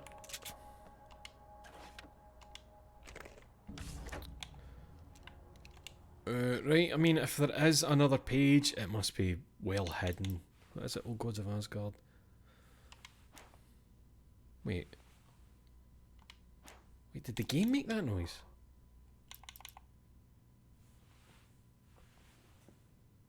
When I leaned over to the side there, I heard a noise like a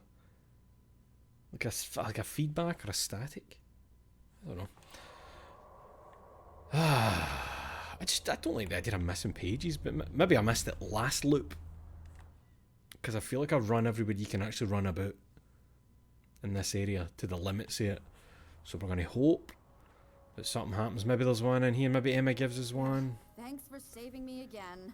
I'd hate to die before I'm scheduled to be murdered. Maybe this I guess I time. have you to thank for setting everything up at the oil derrick. Yeah, well, I figured that if we were going to go over this again, we might as well try to be smart about it, huh? I appreciate it. You took a big chance doing that. You okay? What do you think? I've died twice. I remember everything pretty clearly now. You said I was gonna be okay. Didn't I I? don't know what happened. Well, it's not your fault. I think one of those, what did you call them? The Taken. Takers? I think they did something to the power and they got me that way. I'm sorry. I got the keys from the dead guy in that room. And I'm not handing them over until you do something Nice. about this. I'm sick of getting killed. Fair enough. You seem calmer now. I tried freaking out. Didn't do much good for me. I guess you get used to the craziest stuff. Good for you. Plus, I figured I'd take the edge off, you know? Mm-hmm. Those herbal supplements are pretty good, huh? Oh, yeah. Here, check this out. I wanted to try to explain things to you now since you're calmer, but maybe this isn't the best time after all. Oh, shit, yeah. Better not get all metaphysical on me now. Seriously, I'm like 2 sentences away from thinking how we could all be like atoms on God's skin or something. Or figments of somebody's imagination? Wow. I'm just gonna try to chill out and not think about that or getting murdered or anything, if you're cool with that. Gotcha. I'm very cool with that. Take your hand. Right, so there's nothing in here. So maybe I did miss a page last time, and that's why there's no the final one here. So I have to secure the fuse box.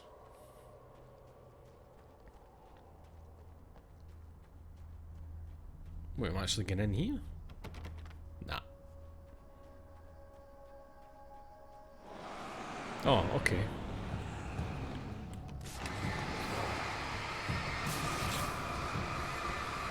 That's a few boys. Ah, shit, that could have been... You know what, I'm going to sacrifice some health here. For that. That felt good.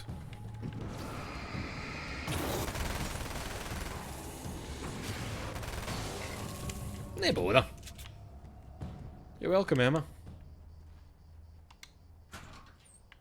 It's secured.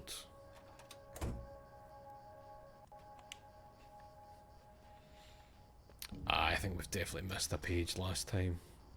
Unless where I was running around, I was like just missing it. You know, it was always just on the outside of the minimap. This place is looking quite nice, all lit up now. Very safe. Ooh, let me just grab some of this first. Because talking to her might send me automatically to the observatory. Emma! How are you, pal? Oh, fuck! Shit! I didn't mean to... Want to talk about what happened at the diner? There was this guy from the observatory. Probably wasn't anything pulled and back, let's see. He just attacked the poor dude, smashed his face into the tabletop a bunch of times. It was horrible. I didn't know that he was gonna do that. I swear. And I just ran. I just left him there. I didn't even try to help.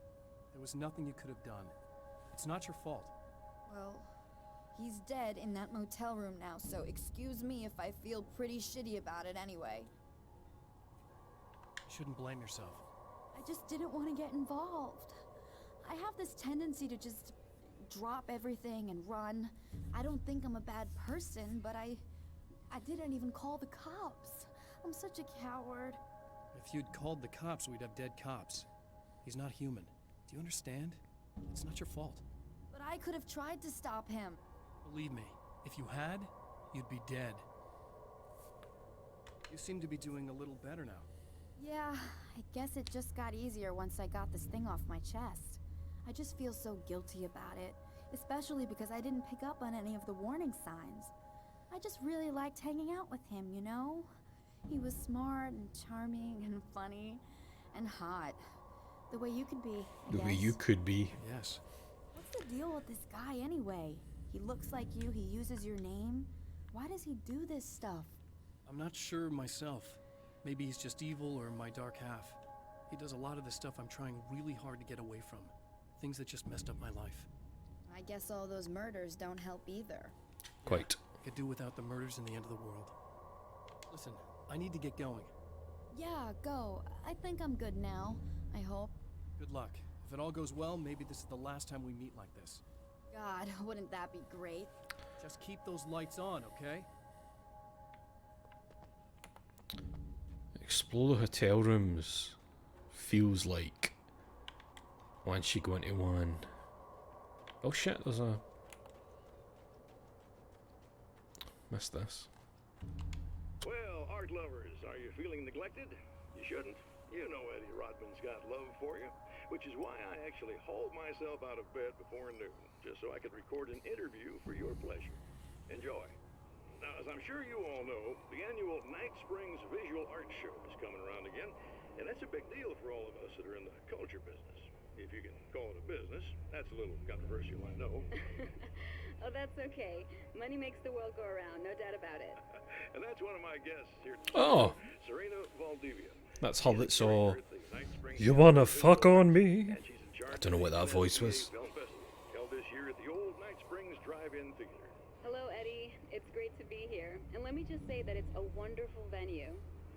Absolutely. And with her is one of the filmmakers, somebody who's actually primarily known Hey. as photographer, Alice Wake.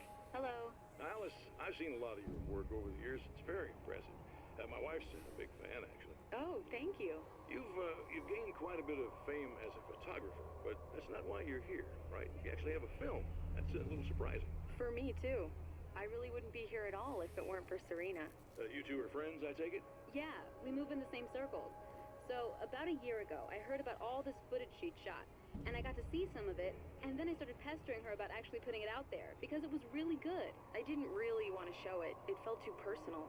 Well, yes, I can understand that. It features your husband, and he's, well... He's dead. I thought he was missing. It's been 2 years. This sounds awful, but yes, I believe he's dead. Otherwise, he would have... I'm trapped, Alice. Yeah, I understand.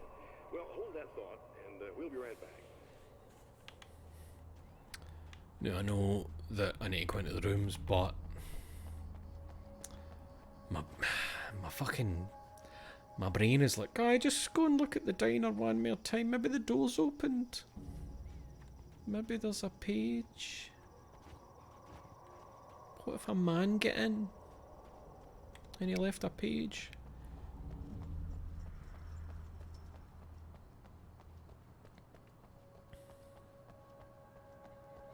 That's weird. The diner felt much further away from the hotel before. That's kind of strange. I don't think there's anything like going on there, but it felt further away before. I'm pretty sure I've just missed one on the previous loop. But that's not going to stop me running back up here to check. Because I have a problem with my brain.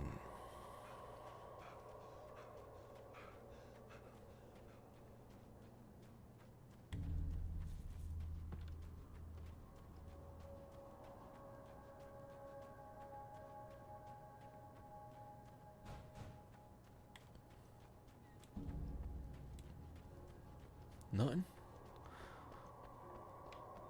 Nothing in the old minimap. No. Oh! Ah, fuck you. Just some stupid ammo. Ah, well.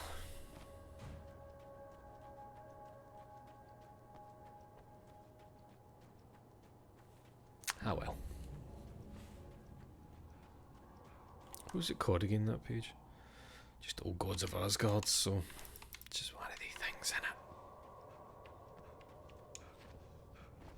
I keep jumping because in my mind Alan's got a bit... sometimes it's a good jump.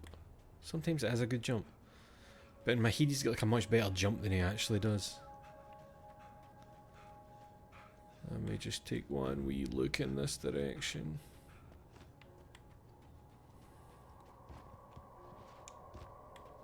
And we've already been down here, haven't we? Aye, we were over there at the train cars. Ah, well, it's fine.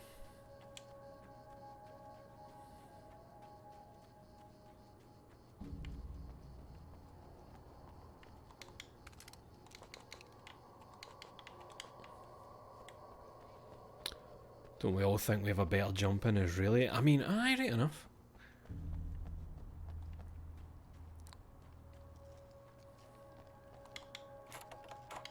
It's like, I think we spoke about before, like, the, when you were younger, if you saw like I don't know, like a waist-high bar, or even a wall, you knew you could put one hand on that and just, hop over. But you get just a wee bit older and you're like, will I make that without my toes clipping the edge and me taking a heater on my shoulder on the other side and hurting my shoulder for 3 weeks? That's what happens. You're suddenly like, will my arm hold my weight? Am I ready for that? Because you've got to use the same mentality that people don't use when they get on a rope swing. So many people, they don't get ready to hold their body weight. You ever see that when it's like rope swinging over water or something, and like 99% of the people, the second their feet leave the ground, they just fall. Because they're no like thinking about the weight of a body being held. Right, this is definitely going to progress as when we go in there, I think. So, that page is a write-off. Deed guy! Wait, she said she took his keys, didn't she? Or maybe she meant the motel keys, that because I didn't have to go and get the motel key. Maybe that's what it was. Alright. Let's move. Let's go to the observatory and see what Miss Science is doing. Individuals hangs in the balance, threatened by the machinations of the Herald of Darkness. And yet, for a moment, the Champion of Light breathes a little easier. He has saved one life. For this moment, it is enough. And soon, perhaps, he can put an end to this. Let me just quickly do something here.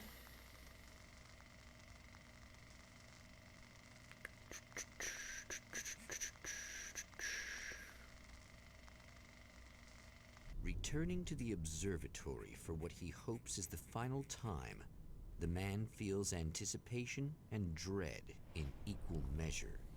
Soon, he knows, he will have what he needs. Order another pizza. Absolutely not. I'm a well-behaved boy who does what he's told. I don't know why I say that. Nobody's telling me. It's me telling me. I do what I'm told.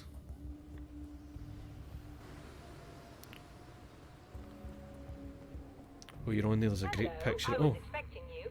I've already taken care of the imaging array, but you should still look into securing the primary coolant flow. no bother. With some luck, you may be able to light the area before these things even show up. Nice.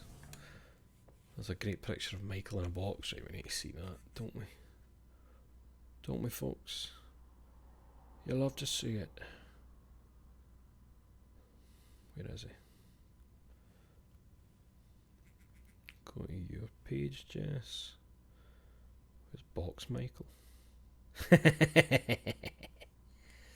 Fan Dabby. Please focus on the man. Please. Focus on him. He's a wee man. Ah! It did it. Ah, look at him. He really is beautiful. You've got such a nice wee man there, Jess. It's just, you've got a great son. He's a wee darling. Wee darling, eh? One of God's original babies. Hey,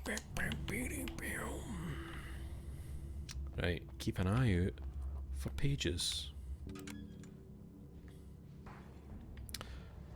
Ooh, that happened quicker than last time, I think.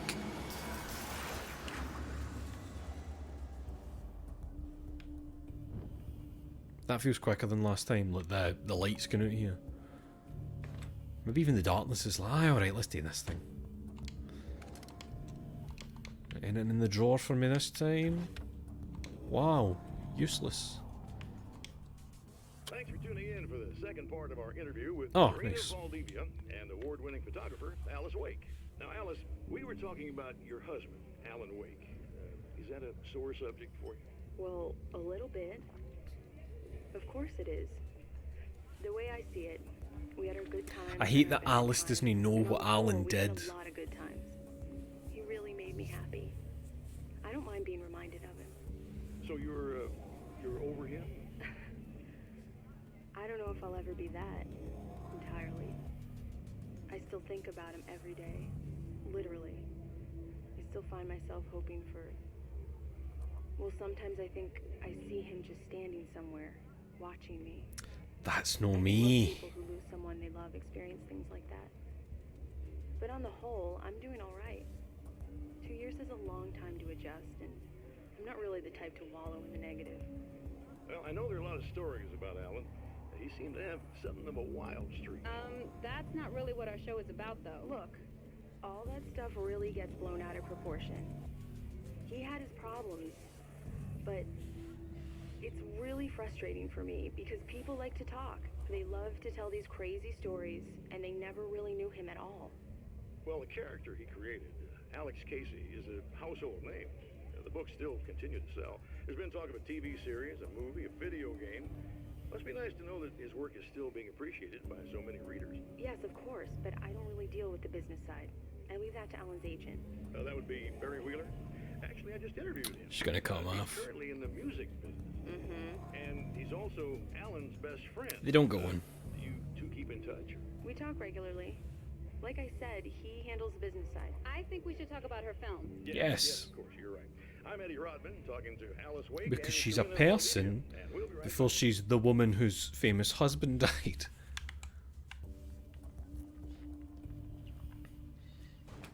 Still self-conscious about him punching Erin in the back of the head when they were last over. He's a rude teenager now. I mean, a punch in the back of the head for Michael sounds like a badge of honour for me. To be deemed worthy of the punch? Because it's easy for a cat to silently scorn you.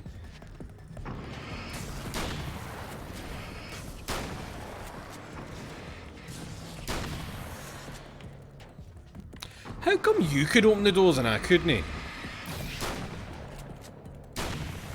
I tried opening the doors and nothing happened. What? Hey, what you did? Aye, affectionate, no claws, just a wee scalp. Is it a cat punch? Getting scratched is different. Cat punch is like... It's like a creature that doesn't have words doing its best to go, hey, fuck it, fuck off. Didn't really hurt you, just giving you a wee reminder.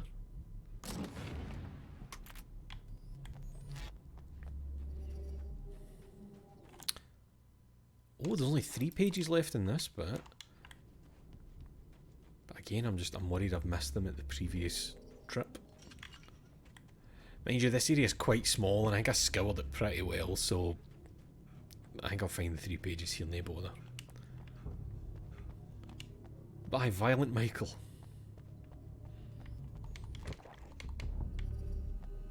Oh, cheers, Ben. 45 months, Jesus. Oh, yeah, cheeky wee bastard.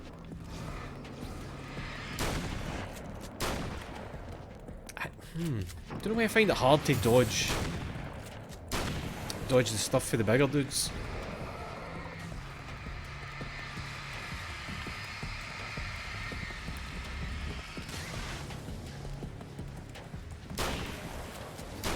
Oh.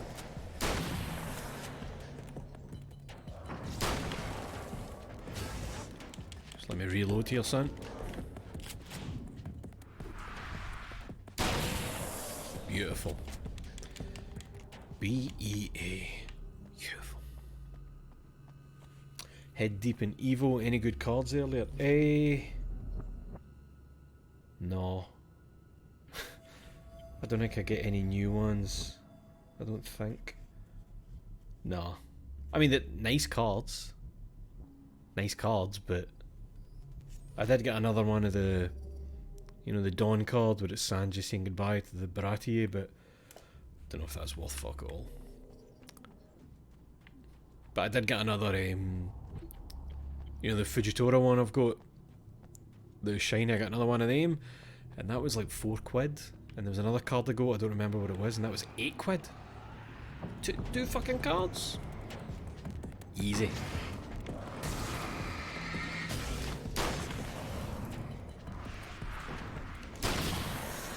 I'll end up with enough store credits that I don't have to pay any money towards like one of the ones they want £70 for. The man before Dr. Meadows was handsome and slick. He moved with lazy confidence and didn't bother to pretend that he wasn't staring at her.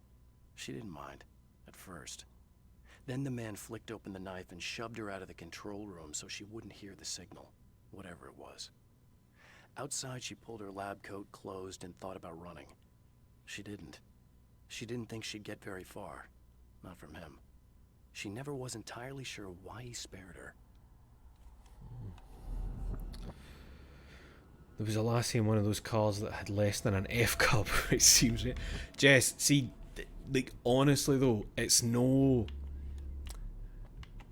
It's, One Piece isn't constantly like that. It just... It tends to be that that's what they're going for like the fucking cards, but it's no...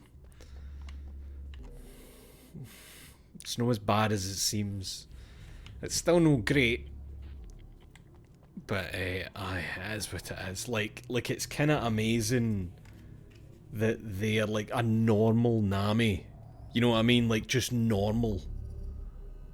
That's beautiful. Really nice Nami for the start, but it's no usually as bad as it seems.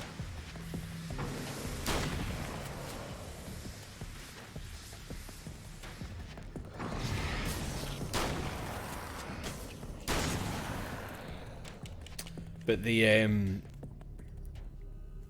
God, see when I think of things like even Katarina Devon, whose thing is that she's like ugly and she hates beautiful women, so she kills beautiful women, cuts their heads off.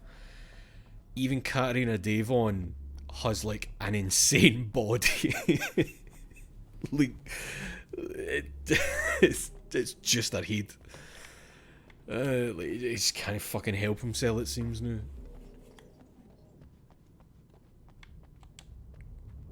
I mean, Alvida, even when you think of Alvida's first appearance was, she was just fat. Just a fat woman. And then it was that she became beautiful. I don't even remember what happened. Was that a fruit? I don't remember what Alvida's deal was. Oh, shit. But if you when I think back to Alvida, that almost feels like the start of all the women have just to look a certain way. Because now it really feels like Big Mom is the only exception. I'm really trying to think if there's others. Oh, Otsuru. Otsuru got the normal treatment. Kinemon's wife. That was refreshing. And I suppose Okiku get the did Okiku get normal treatment? I think she did. Yamato fucking didn't he? Jesus Christ. I'm just mentioning names that nobody in the chat actually kens. Hold on. Why is that? Did we pick that up and never read it? The film noir poster reminded me of Alex Casey, the detective's cool exterior never cracking even with the gun pointed in his face. In the back room, all the lights had been turned off, except for the lone spotlight which illuminated the bright red fire extinguisher on the wall. That's the thing for the eye. So we're missing everything is as real as everything else, and New Reality Fragment 3. Oh, so I think that New Reality Oh, wait. So does that mean? Shit. I was hoping one of them would be the 20, because it feels as if that appeared from us moving on to the next one, that New Reality Fragment thing. So I was hoping that's what was going on there. There's only one more place to check here, which is doing this slope. So if there's no two doing here, I'm probably fucked, unless there's one in the observatory now. That's good of him to include at least two women without beeping boba donks. I'm struggling to think, but it's a fucking problem. It's the classic, please before you sit down to draw a character, just have a wank and see how the character comes out after that. Just see. This act of creation is exhilarating and frightening. Subtext and symbols loom eager to take effect. Causality and consequence become domino chains that stretch into infinity. The more fundamental the change, the more unpredictable the variables become. Reality is too complex to control completely. Ordinary questions become meaningless. who created who. Whom? What is really real? Everything is as real as everything else. You learn to let go of the things you can't control and go with the flow, or go insane. Alright, I should know the correct grammar there. It's who created whom. Probably isn't he? I don't even know the correct grammar. That's just something I've seen people correct folk on online and assumed that was right, and then I parroted it. I'm as bad as every other cunt. I don't see another page popping up on the old radar here. Oh, he was asking about Doctor Who, then that's fine.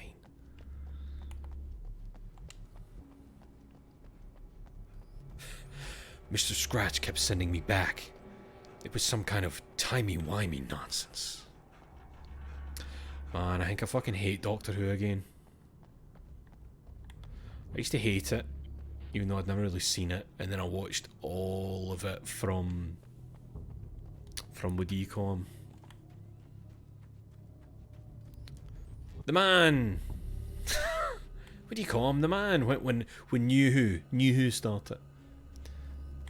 I watched all of that to the end of the Matt Smith stuff, and I was like, ah, this is good fun. And I just dropped off there, and I'm like, aye, maybe I hate it again. Don't know. No, sorry, no chib, not, I mean, what do you call the man? What was the name of the guy that was Doctor Who? Leather jacket! Hates the Queen in that, he's like outspoken about fuck the royals and shit. Why can't I remember his name? That's terrible. Like, I like Eccleston, thank you. Thank you, Eccleston. I started with him, and then I dropped off at the end of the Matt Smith stuff. Was it Capaldi after Matt Smith?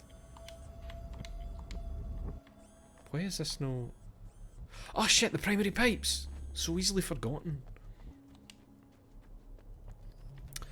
Wait. Oh, it was the things that already killed the dudes at the very start coming in here and didn't actually go in and secure them. That's fine. Fuck me, man. Secured them and walked right by them. Favourite thing about Doctor Who is Richie really enthusiastically enjoying it and having to pretend to hate it to appease that one guy in his streams. One guy is a terrible thing that happens to people.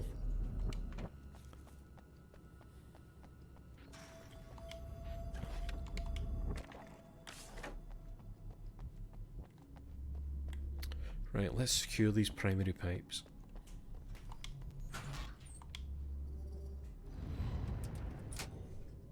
That was us turning something off.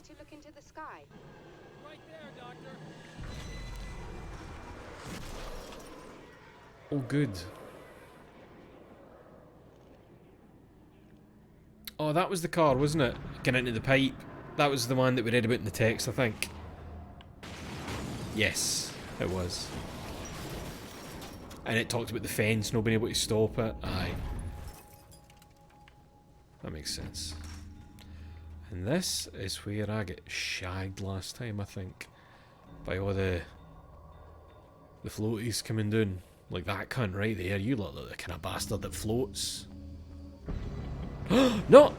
Decoy! Oh no, there's a big man!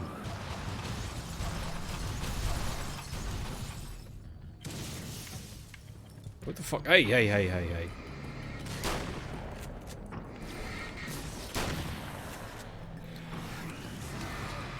Oh, even the big man isn't into it. I thought he'd be too big and kind of breach through it. You seem like a branger. Oh, hey. Don't be cheeky.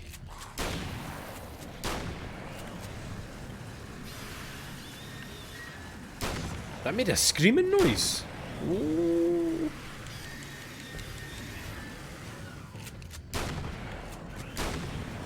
That's some Resi 4 shit.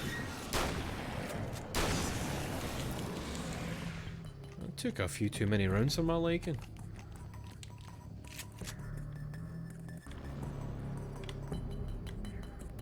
Bringing back David Tennant was a low moment. Stuff like that really does reek of desperation, doesn't it? Bring back the safe bet.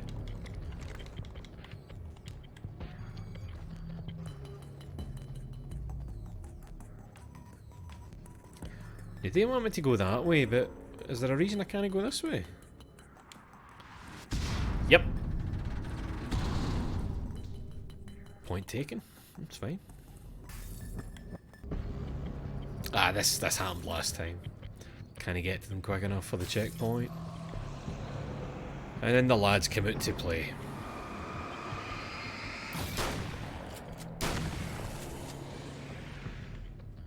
What are you looking at, Alan? Oh, him. Oh shit, I thought you were further away than that. I was getting ready to dodge you. Right, Dr. Meadows. Please let me in. One-page shot.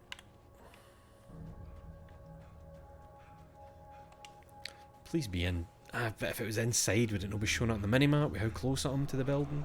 Ah, shit. Oh, right, you are the one I don't want to point the gun, the flashlight at. Because you're the splitters.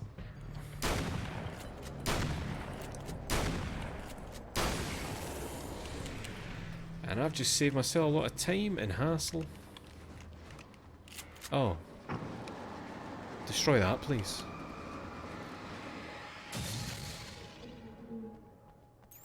Doctor. There's the eagle noise again. What? It happens when I walk up here for some reason. Come on in. Please let there be a page in here. Oh, something's on the telly. I wonder who it is.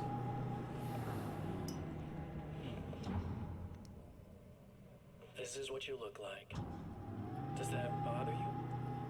I bet it does. I'm not just wearing your face, you know. It goes a lot deeper than that. There's a lot of you and me. All the best parts. At first, I was just an idea. But they kept telling all those stories about you. You already had that rep. And then you disappeared mysteriously. And then, the stories about bad, crazy Alan Wake came true. And here I am. That's the best part, isn't it? When that happens, you can always count on Cauldron Lake. So it like willed into existence by a collective belief. I'm just as real as you are. And I'm the improved version. No fears, no doubt, no weaknesses. He's a primal. No self-deception here. I don't let anything drag me down.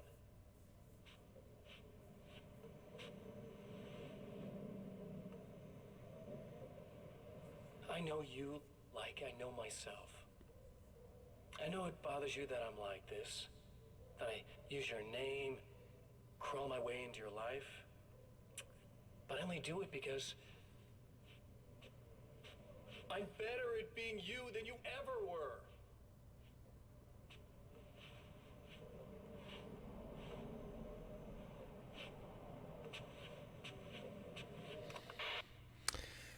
You bitch. Imagine Richie went to Cauldron Lake, he'd be replaced by someone with an even bigger dick.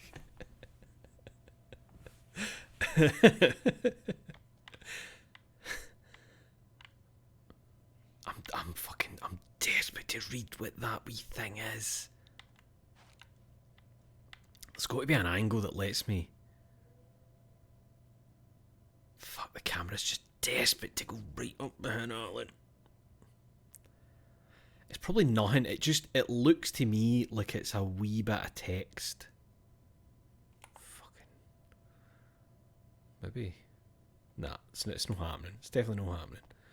Camera just isn't allowing it.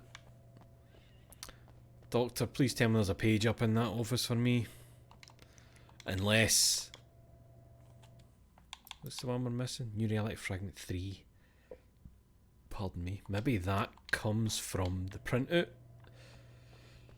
You know the message. Doctor, why was there a checkpoint? Cal, we need to protect the telescope or we can't complete the signal. Alright.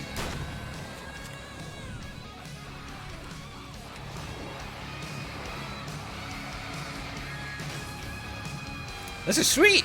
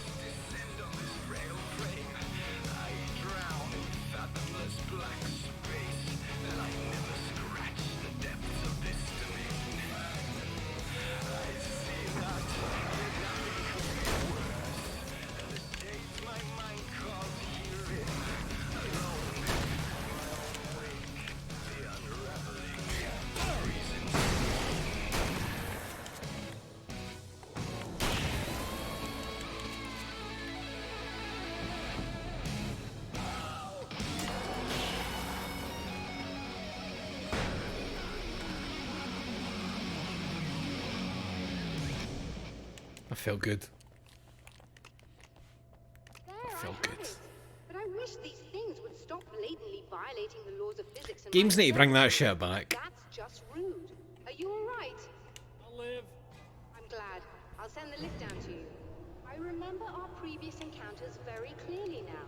But technically, if this really is a loop in time, we've never met before. Right I enough. don't know why our awareness persists, but it's bloody fascinating. I never thought of that. Like, if it is a proper loop, then you wouldn't. Aye.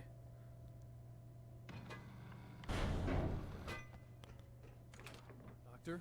You know, I know physicists who would give 15 years of their lives for a chance to experience something like this. I'd imagine that being stalked by horrible axe murderers would curb their enthusiasm a little. Clearly you've never met hardcore physicists. I'm glad you're in such good spirits, but The signal! Yes, it's completed. finally.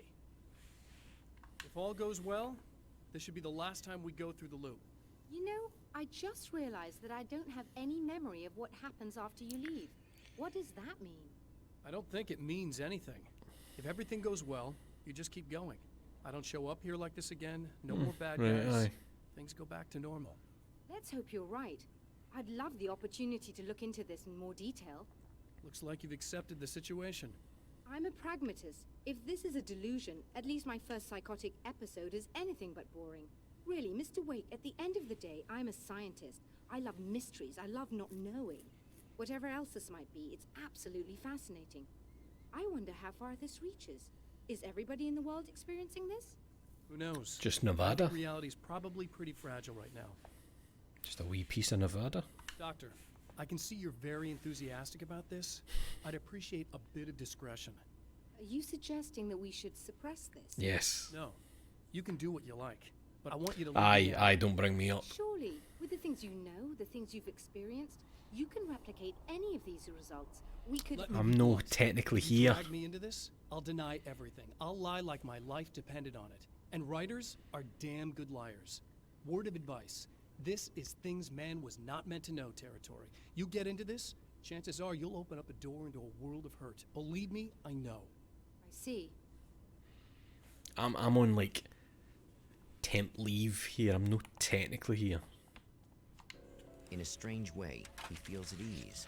He is armed with his own words, and when the time comes, they will be enough or they will not. For now, he's content to let the currents take him toward the final confrontation. Yeah! I needed a big scream and a sting there.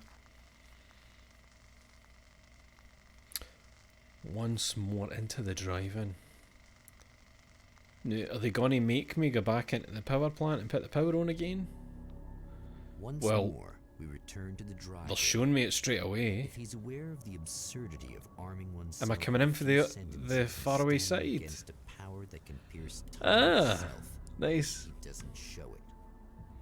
The man has his share of weaknesses, perhaps Like, more, go there first. but cowardice is not among them. Hell yeah. Oof, four shot. Oh wait, did anything come for the... It did, there we go. I'd found her film from the pile of containers in the back. I'd threaded it into the projector. I swallowed hard, staring at the screen, hearing her voice. The sunrise I remembered so well, only moments away. And then Mr. was there, nailed by the projector's beam, caught in his own trap. He shouted at me, first in confusion, then rage. And then the sun came up and things started to burn. Well, there's how this ends, eh? So it's the Alice is real thing. That's the one that we saw in the canister. So trap him in the projector's beam. Sunrise, do him in. Mark 10's easily one of the nicest looking stubby SMGs. It's pretty nice. It's iconic as well, isn't it? It's like what you think of. You know, it's just a nice wee thing. Oh, you got yourself a little plan, do you?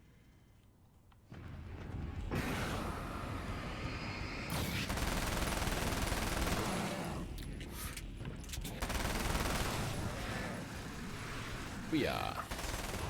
Bitch. Oh, dodge too early. Here, lad, you ever seen one of them?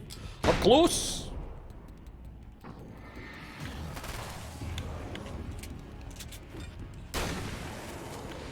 Hell yeah. Are they closed? Closed? Yes. So it's a good thing I checked there. Just do a wee lap. Probably reload that. Oh no, it is reloaded. Cool.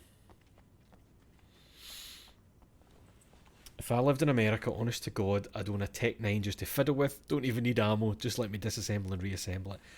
That is what I'm fucking talking about, Jess. Guns are fucking cool. Really interesting machinery. And aye, that's what... It would be great fun to learn the ins and outs, being able to disassemble, reassemble, clean, maintain. I totally get it. I totally fucking get it.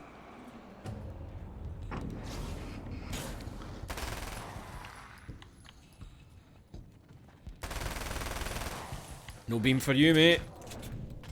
You're a splitter.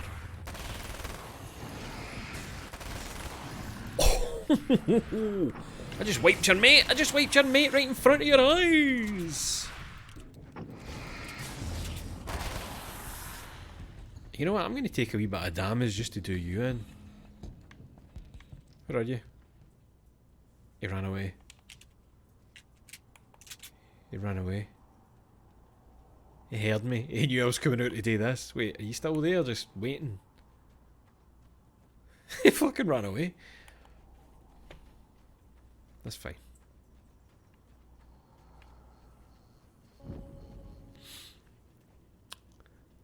Just got one chambered in 6mm plastic. I mean,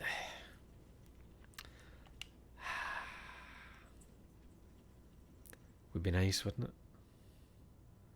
Having a cool wee gun to just fuck about with. No to put ammo in, and no to point at anybody. Just to kind of fuck about with it. This is how it starts. This is how it starts. I mean, technically, I think you can own rifles in Scotland, can't you? Aye, you definitely can. But do you need to prove you're like using it for hunting?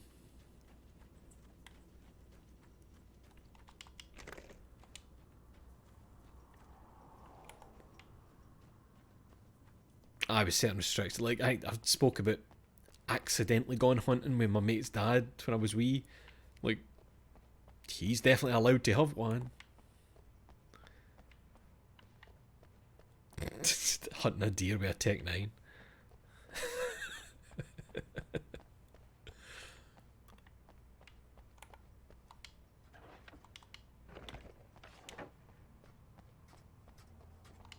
It is like a kind of double-edged sword though, isn't it? Because you look at, like, you're saying a Mac 10 or a Tech 9 or shit like that, and you go, that's cool as fuck.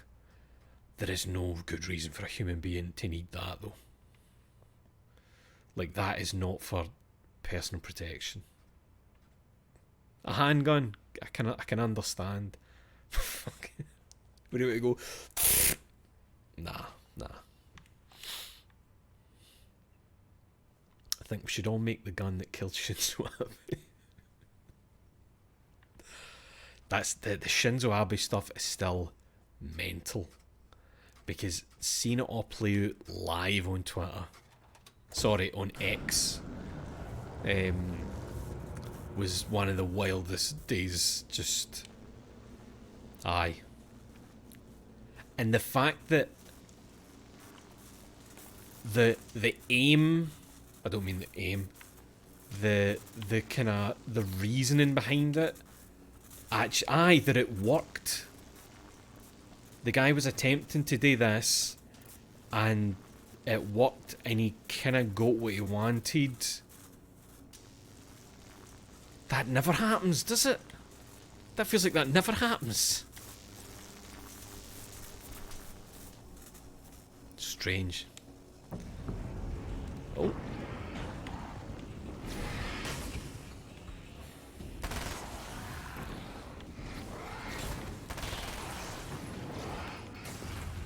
Ah, fuck yes. If I push these closer to that barrel, and then I'm willing to take a wee hit off it. Aye, let's do this. Do one of these. Nice.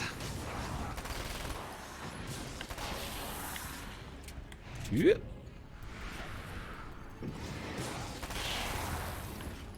Sweet. Let's get a wee checky pee. Now that seems to be directing me... Wait. I think I can still go out that way, but I'm going to definitely check around this side first. Imagine you went to number 10 with a baseball bat and the news cycle was just like, yeah, fair play, had it coming. I mean, that would be the dream, wouldn't it? Oh, shit. Can I go that way? Oh, that makes me worry that if I'd went right round the front, there might have been a page to grab, and now I can't because that gate's locked or some shit.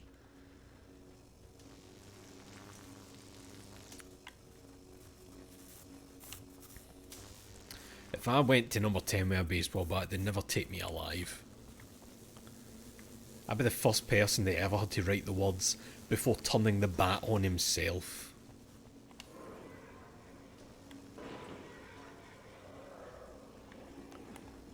Because, if I did that shit, or if you did it to one of the royal family, they would genuinely find some kind of loophole or an old law that let them, like, fucking torture you in the Tower of London or something. They would find it, they'd find an excuse that wasn't just jail. Because you'd need to be made an example of. You're never getting out of this, Wake. Never! Don't worry. I'll take care of your wife and your life. My wife!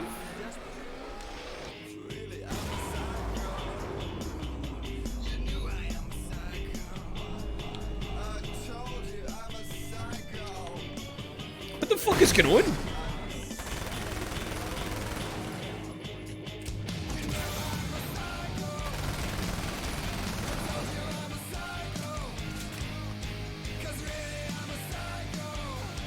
I don't remember this. This is great.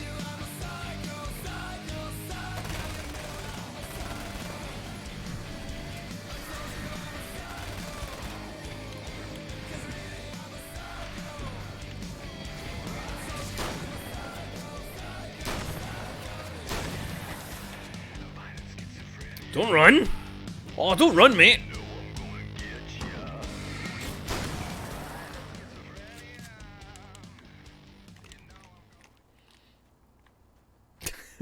This game has a tribal tattoo. Aye. Aye. That definitely reminds me of Attitude Era. That's somebody's entrance theme, innit?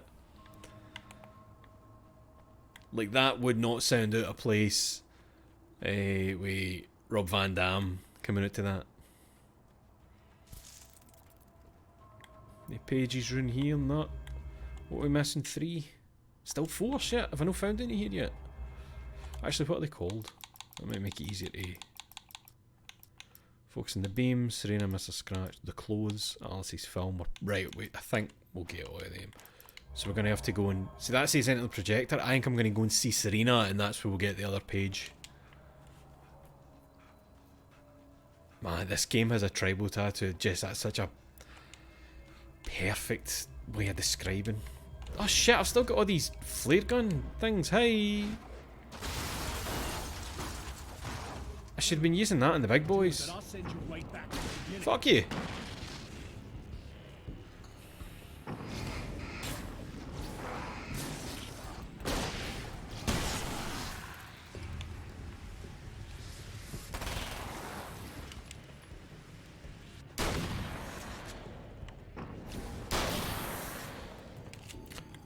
Just saw that one out the corner of my eye.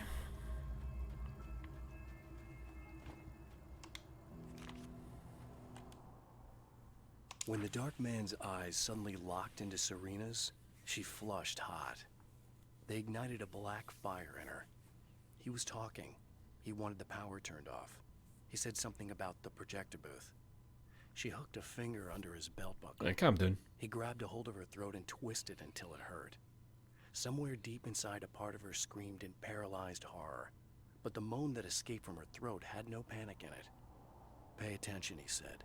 Business first. His eyes glittered shamelessly. Hers did too. It sounds like Mr. Scratch has never fucked, but loves to heavily imply that he does.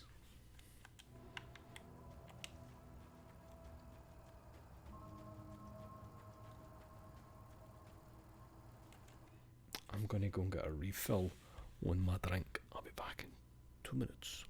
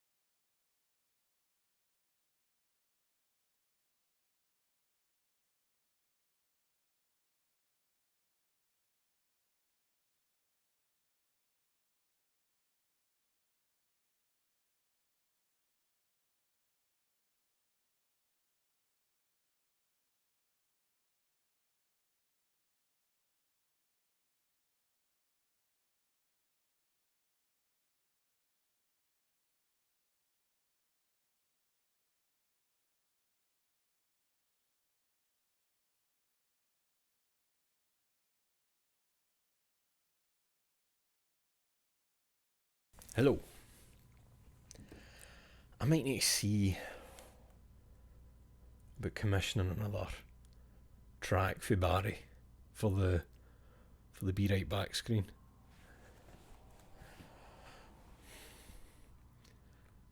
in my head, it's the, it's that do do do do do do. I then imagine it going into like a wee bossing over, like do do do do do do do do. Maybe I'll see about that. Maybe I'll see.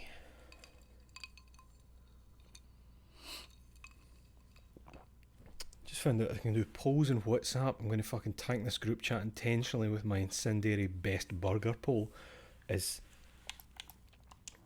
best burger a contentious issue? I suppose anything in it. You can probably get death threats online for saying a type of food is good or bad. What? You think whatever it is you're gonna do is gonna make a difference? This'll end up just like before!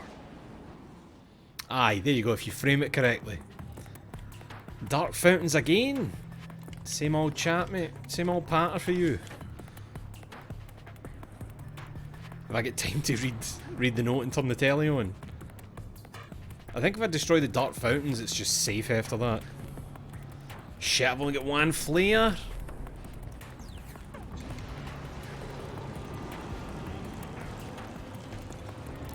Alan! Alan, you fool. Hey, Alan! Get the flare out. There we go.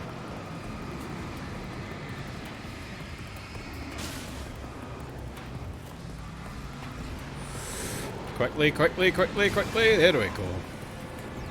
Oh, they're still here. You right, lads? That is a lot of... Oh, fuck it. Oh, Jesus Christ. Oh, I've not got any flashbangs. Shit. Oh, shit. Dark Fountain, Dark Fountain.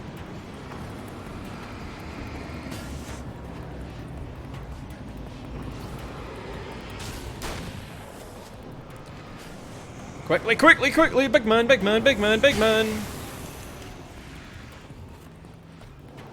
This is more intense than it was before. Big time.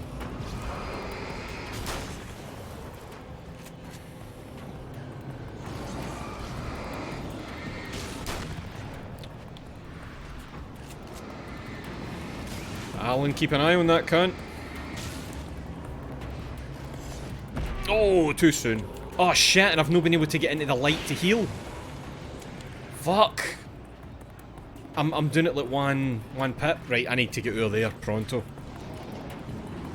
I need some healing, and Alan is slow as fuck. And I had to dodge that. If I hadn't dodged that, I was done. Oh fuck! Alan, please, please. It's really kind that these ones don't throw stuff at me the way the guys did in Alan Wake 1. Oh, there we go. Jesus Christ, right.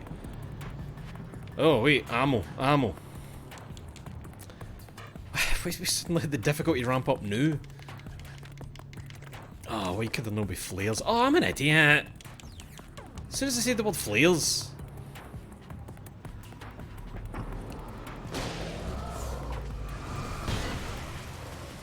You love to see it. Oh shit, that didn't even kill you. I should probably do some damage to this. Nice, and the residual light. Nice.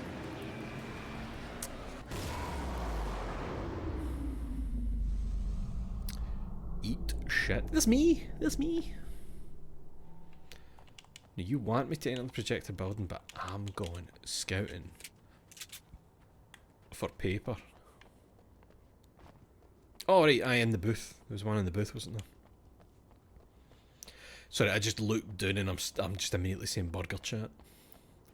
My family's go-to incendiary burger topic is a burger a sandwich? Jesus. Sandwich chat doesn't fucking matter. There's like Scandinavian countries that believe a slice of bread with toppings on top of it and then nothing else to sandwich it or even fold it over is a sandwich. There's nothing being sandwiched, but they believe that's a sandwich, so the conversation isn't even worth having. It's an open sandwich. Then what is being sandwiched? We're going to war. We're going to war with Scandinavia. You know that country? There's more to fighting the Taken than just burning away the darkness that protects them. When I'm fighting for my life, I find myself slipping into a state of intense concentration. Is this the excuse for why you can go? More powerful and focused. I used to think it was just my imagination, something brought on by the adrenaline and fear of death. But now I'm not so sure. I've been touched by powers that I can't begin to truly comprehend. And they've left a mark. I'm starting to think this might be a part of it. Right, what's on the telly? Surprise, surprise. I've been around for a while now, you know? Well, you've been indisposed, stuck in the darkness. I've been busy. I operate in the Shut shadows. up, 10:30? Not always literally, you understand. Good thing it's a Saturday. I'm a little more resilient than those I've taken, but I do my best work in the dark.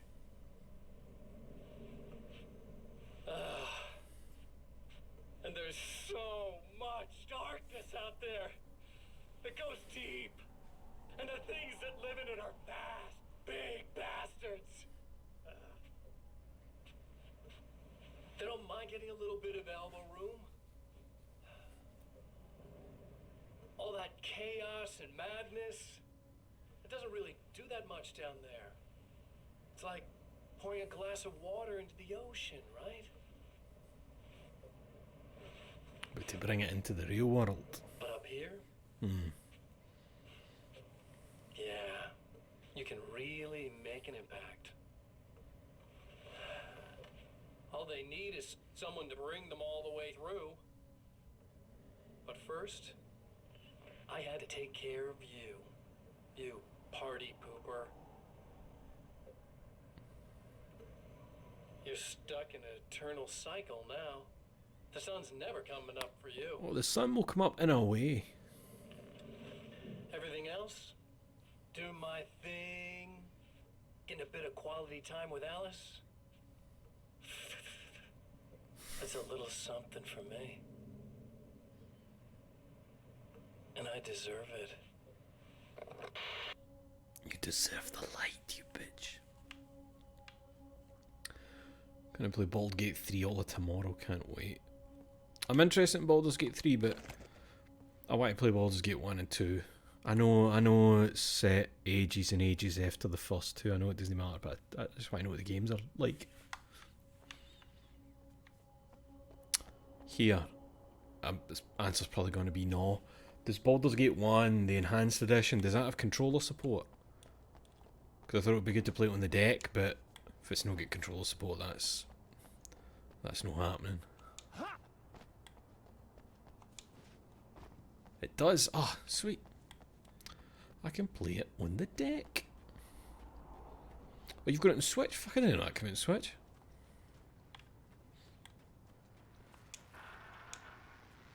Aye, they want me in the projector building, but I'm definitely going up to see, where'd you go? Shagger.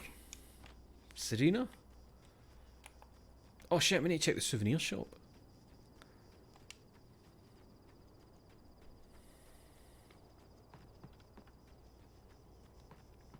Bodies 1 and 2 come out and Switch for like 15 quid for both. That's a pretty good deal, isn't it? Just, I've always heard good things about Baldur's Gate. Like, I need to play Baldur's Gate, I need to play Pillars of Eternity, I need to play... What's the other one?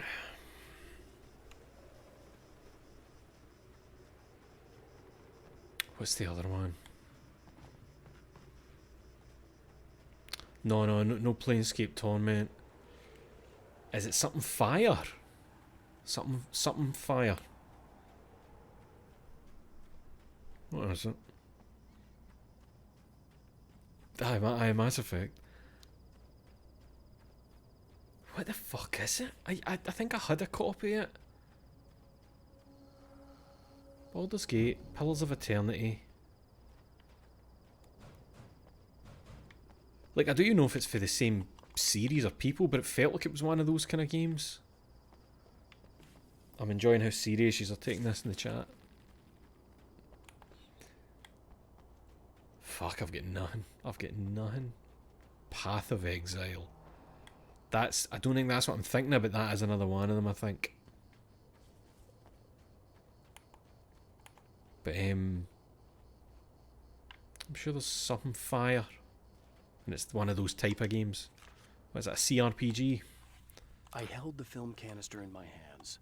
I saw her name written across it in big letters, followed by the title. Dead Fire, it's Pillars of Eternity 2. Thank you. From times gone by. Thank you. From a past that I hoped could also be our future. I was thinking it is another game. Our salvation, our chance to be together. A tin can with a bit of magic in it that she didn't even know about. Something I could put to good use. There were only moments left before I had to face him. We're going to do him in so good. That's a Diablo Baldur's Gate thing. Path of Exile, Pillars of Eternity.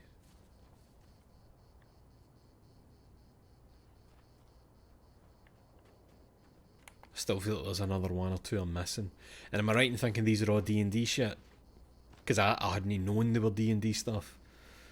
I know Divinity, I remember Divinity. Let me check down here in case there's a page. I did see one back there.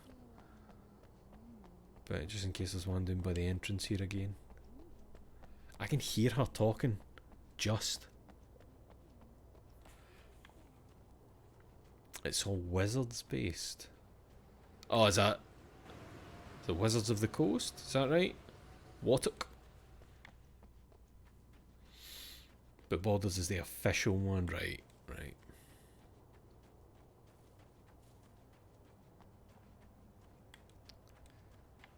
Right, so there's a page. Oh, fuck, it's right there. Shit, that's the last one here. So we must have missed the original at the motel in one of the previous ones. Fuck. The clothes I wear now I shaped from dreams and memories. It's an old outfit, originally from the 90s. The last time I wore it was when I was still writing and Alice and I took a vacation in the desert before our troubles began. The night before, we'd been at a party, and I had dressed to the nines. On that lazy day, I put on these old clothes, worn and comfortable. Alice made a joke about grunge. I felt a little embarrassed, but I stuck with them. We were very happy. I'm sheathed in good memories to remind myself of what is at stake. That's it, mate. That's the right things to have in mind. I can't believe I missed one page in the whole game.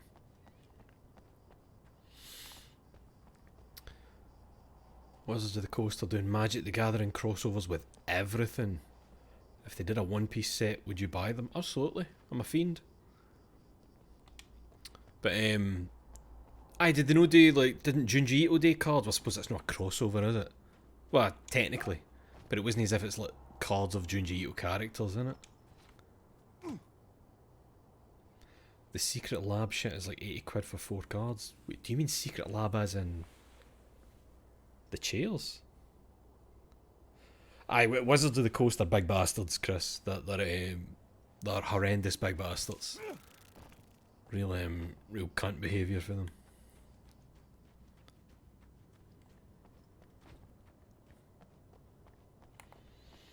Aye, HBBs. Horrendous big bastard. Oh, Secret Lab is the crossover and limited edition, man. Right, sorry, I get you now. Hey, Shagger. Nae talking? We nae speaking. Sorry. We'll get some ammo, we'll listen to the radio, and then we'll turn on the lights and keep her safe. Oh, Secret Lair, not Lab. Right, that's fine. Hello, folks, and welcome to the third part of our pre-recorded interview with Serena Valdivia and renowned photographer Alice Wake. So, tell me about the film. It's called Sunrise, and it really wasn't something I ever thought of as an actual film. It was just footage, things I saw and happened to shoot. It was the candid It's not stuff, a medium wasn't it? I'm very much at home with. You shouldn't put yourself down. You've got a great eye. Maybe. But experience is another thing. Because you're primarily a still photographer. Yes, exactly. So I'm really used to thinking of the world in terms of snapshots. I frame something and try to pick the right moment, and then reveal that moment to people. Moving images are a different story. I'm still learning a lot about it, to be honest. So, this is a new thing for you? Or maybe I'm just a slow learner. But showing it like this is definitely a new step for me. It's a little weird taking something this intimate and showing it to everybody. Not that the material itself is somehow shocking. It's just that those were private moments. You didn't get my That's the way permission. It works, because it feels genuine. It's not so much a story as it is a sort of an echo, showing us how you saw your husband at the time. It's not really about the sunrise itself or Alan watching it. It's about you two together. Don't spoil the ending. I suppose. It's funny, looking at it now, especially now that it's been edited like that. It takes on a life of its own, almost. It's a kind of a fantasy. Well, there's nothing wrong with that. No, you're right. I'm glad you talked me into it. Sorry, did I see... Did they do Lord of the Rings magic cards? I shouldn't have been told something like that. Oh, shit, we don't even need the keys.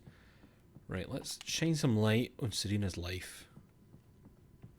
Snap back to reality. Oh, hey. That was a very sudden Hoping I change. can put an end to this now. You'd better. I really don't want that to happen to me again. It's like somebody vomited in my brain, like a sleazy movie that keeps looping in my head. I'll stop this, I swear. You know the part that's really screwed up? If you mess it up, it'll just keep happening forever, right? I don't think I can deal with that. Don't think about that. I don't think of anything but. It's easy to say, Alan, when you're not affected the same way. Hey, afterwards, when all this is done, look me up. This thing, I can probably help you deal with it. I don't know. It's almost like I'm not even in the same world anymore. Everything's just weird now. Yeah, I know. A lot of that'll pass with time. But being touched by the darkness, it's rough on you. Aye. It's a lot to process. And I just don't want you to get completely screwed up by this. Might be a little late for that, to be honest. Yeah, well, there's degrees. At least you're not at a point where you go around picking fights with people over not changing their light bulbs often enough. What? Never mind. All I'm saying is, you're not alone with this. And anyway, you're friends with Alice, so, you know, any friend of hers. Thank you.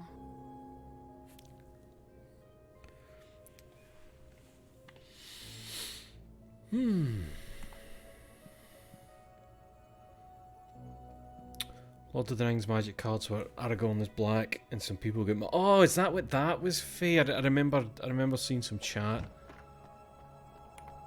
I didn't realise it was for a arcade set. There's a big meme thing I've heard recently where they made one special One Ring magic card. The guy who found it sold it to Post Malone for $2 million. That's great. That's great.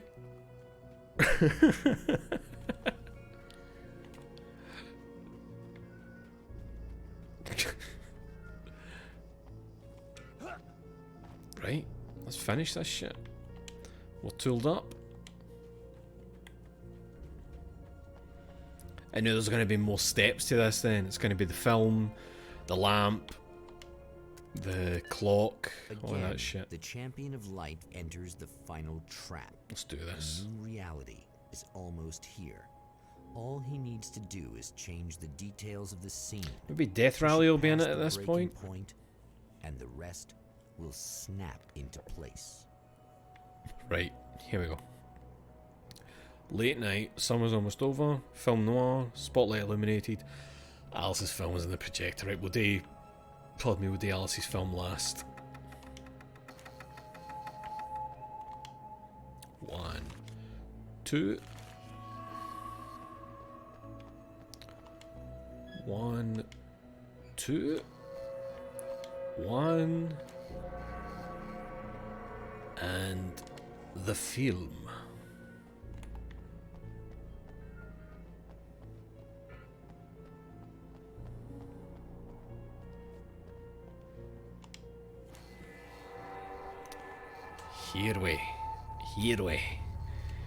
Here we fucking go. In fact, maybe we should go up there. No, is it gonna be like cutscene? Cool. Oh, come on, buddy. Why don't you... Oh, you don't like that? What? What is this? See, it's Alan dressed in the nines.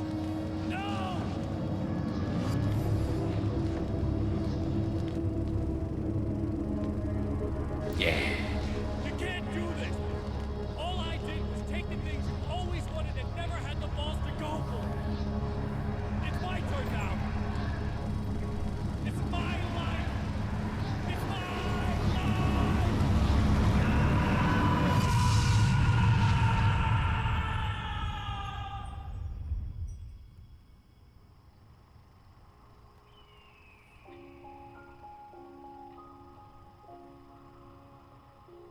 Alan? Is it really you? It's really me. How?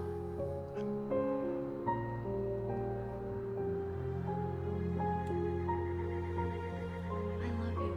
Kiss your wife.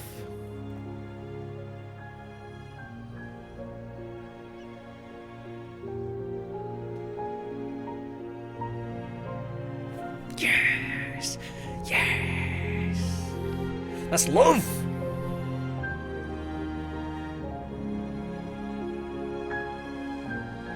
A woman, a man, two lovers, held apart for far too long, enveloped in the light of a glorious dawn. They both feel it. He's home at last. No, really though, eh? Just Are in these this, actual events this wee mini or story merely that's a happening. dream? A memory or a glimpse of what is to come? One thing is certain. This scene takes place in another time and another place, far, far away from Night Springs. From Night Springs, not in Night Springs.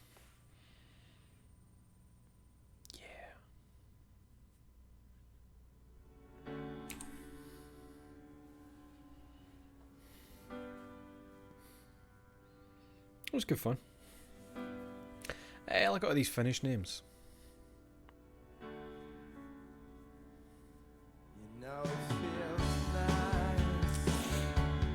This. Oh, well. I didn't mean to do that, but, you know, I didn't want to get copyright stricken. So Ben, every time I see you writing Audio Jungle, it just gets me, man. Just gets me. I can't believe. Wait, oh, what the fuck? What the fuck is. I've never seen a game do that. Open the actual Steam one, and I didn't even mean to go to achievements, meant to go to collectibles. Aye, we missed one there, bastard. That would have been a Chivo. That would have been a bucking Chivo. Was there any videos with somehow, like a secret one? Wait, there's a music video for Balance Slays the Demon. Maybe we could see a wee bit of that. Wait a minute.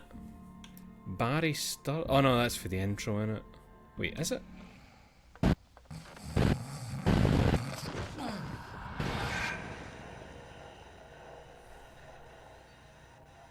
No, because the intro I think came in the window when we saw. Oh no, this is. Al? Ah, that might have been. That might have counted as part of the credits, maybe. Aye, that probably would have been.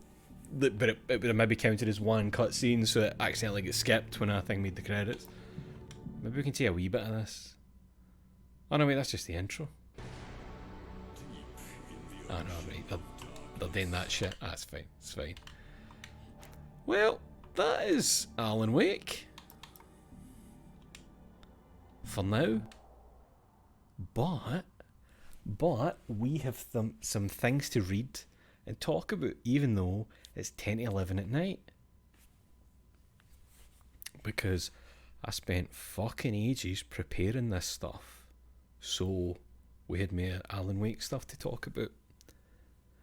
I spent 3 nights putting this stuff together because I was having to grab and compile it all from a Blogspot website from 2012. I think it was 2012. Let me pull this stuff up and make sure it's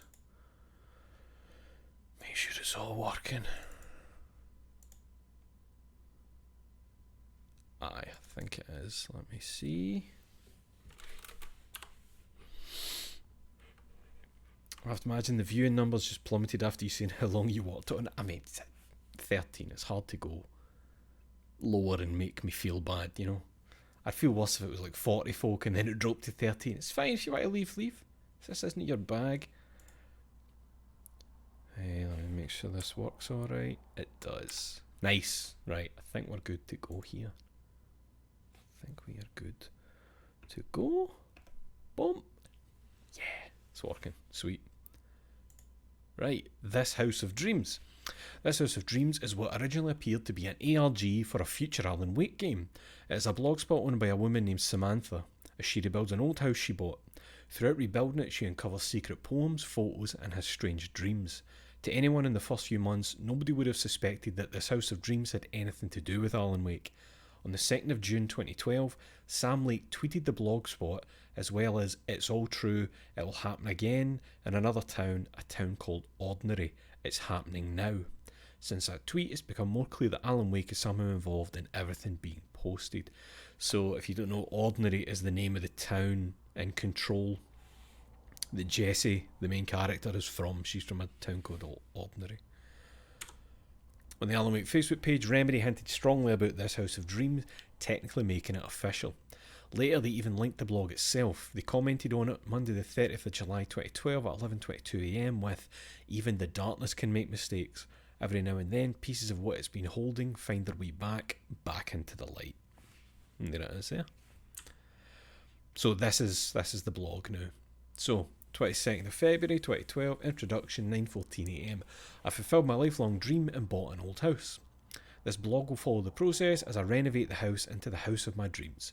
It's going to be an exciting adventure. Welcome aboard. And there I've written. It was posted on the day that Alan Wake's American Nightmare was released on the 360. Tour of the house. Took some photos today for the fun work ahead. As you can see, this will take a while, but I'm up for the challenge. Some of my friends think I'm crazy for doing this by myself. Yes, I'm talking about you, Andrea and Jen. I'm already browsing through wallpaper catalogues. Here are the photos. So we've got like a sink all ripped out. That'll be for the attic. Looking down towards a door that goes into a room somewhere. Mary the attic. Oh, and exploring the nooks and crannies of my future home as it unearths some real treasures. The previous owner left all kinds of stuff in the attic. More of that next time. First night in the house, 9:01 AM. Spent the night in my future home for the first time. It was almost like camping indoors. I had a sleeping bag. There was a weird flapping noise that kept me awake at night. I found a dead wren in the attic earlier. There's a broken window.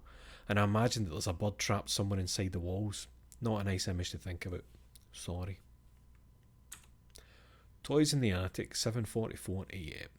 As I mentioned earlier, the previous owner left all kinds of stuff in the attic. Her daughter told me that they have no use for them, and I can do what I want with them. So we've got there some chairs, some cushions, a box.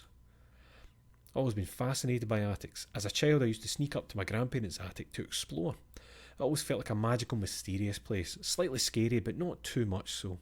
Filled with forgotten treasures waiting to be discovered. I felt the same way in the past weeks, climbing up to my own attic. Here are some photos. So you just get standard attic shit. You get jugs, you've got an old biscuit tin that's probably full of thimbles and sewing needles and spools and shit like that. Oh, there's an old CRT. Never noticed that. Oh no, there. There it is. Buttons. It's full of buttons, of course. This might sound strange.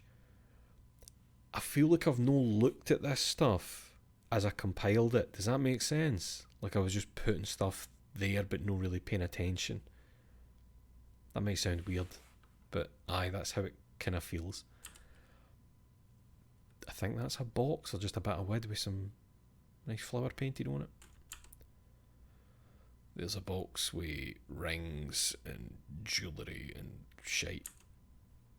Here we go. The most wonderful discovery I've made so far is an old shoebox filled with typewritten sheets of poems and black and white photographs. Photos and scans of those too. Shoebox. Shoebox photos. There were 2 black and white photographs in the old shoebox I found from the attic. The box is among the things left behind by the previous owner. The photos depict a man getting in and out of a wetsuit and a woman, I'm guessing his wife or girlfriend, helping him. He could be a diver. I'm not an expert, but I'd say the photos are from the 60s or 70s.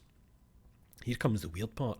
Their faces are covered with black ink stains. It must have been done on purpose, as only the faces are covered. It's a delicious mystery, the whole shoebox is. I'm thrilled, I love mysteries like this. In addition to the photos, there are poems, 12 of them. I'll post them soon. Here are the scans of the photos. That is Thomas Zane and Barbara Jagger. But aye, faces exposed. Exposed? What was the what? Wait, what did I mean? Faces obscured, exposed. Shoebox dream, 7:52 AM. Okay, I'm freaking out just a bit here. I saw a really bizarre nightmare last night. I know this is supposed to be a blog about my new house, but the dream is related to that. And on the other hand, look at the name of the blog. This isn't what I meant when I came up with the name, but now it feels strangely appropriate, don't you think? You know, this House of Dreams. In the dream, I heard the doorbell ring and went to open the door. There was a man there. He said he was a federal agent. He showed me his badge and all, just like the FBI agents do in the movies. Here comes the scary part. There was something wrong with his face. It was leaking inky smoke so that I couldn't see what he looked like. When I woke up, I realised that this image totally came from the ink-covered faces in the photos. Of course, see the previous post. The man asked me about the shoebox. He said that it contains top-secret information that I need to give to him. I got scared that he'll put me in jail and went to get the shoebox, but I couldn't find it anywhere. I searched the whole house, but it was nowhere. Then I went to the bathroom to look for it and saw myself in the mirror. My face was covered with inky smoke as well. And that's when I woke up. When I think back to the dream, it didn't say FBI on his badge. It said AWE. Altered World Event Control. This is the weirdest thing of all. Now I can't find the shoebox anywhere. I've looked everywhere I can think of. I'm sure that it will turn up somewhere. There's just so much junk lying around in the house at the moment, but kind of creepy in any case. I didn't get around to scanning the poems yet, but I did take photos of them, luckily. Under the house, 6:36 PM. A couple of guys came to do some plumbing work on Friday. They had to get under the house to do it, and I discovered that there was a trapdoor that led to the crawl space underneath. It had been screwed shut and had to be opened. After they were done, I decided to go down there to explore. Armed with a flashlight and my iPhone for shots, I squeezed myself through the trapdoor. It was cramped and claustrophobic. I'm amazed that the workmen were able to do any work in there. I'm tiny compared to them. I was mentally prepared for rats and dead cats or even something worse, but there was nothing out of the ordinary down there. Nothing out of the ordinary in the town of Ordinary. Pun intended. So, that is like confirmation that this is in Ordinary. Here are the photos.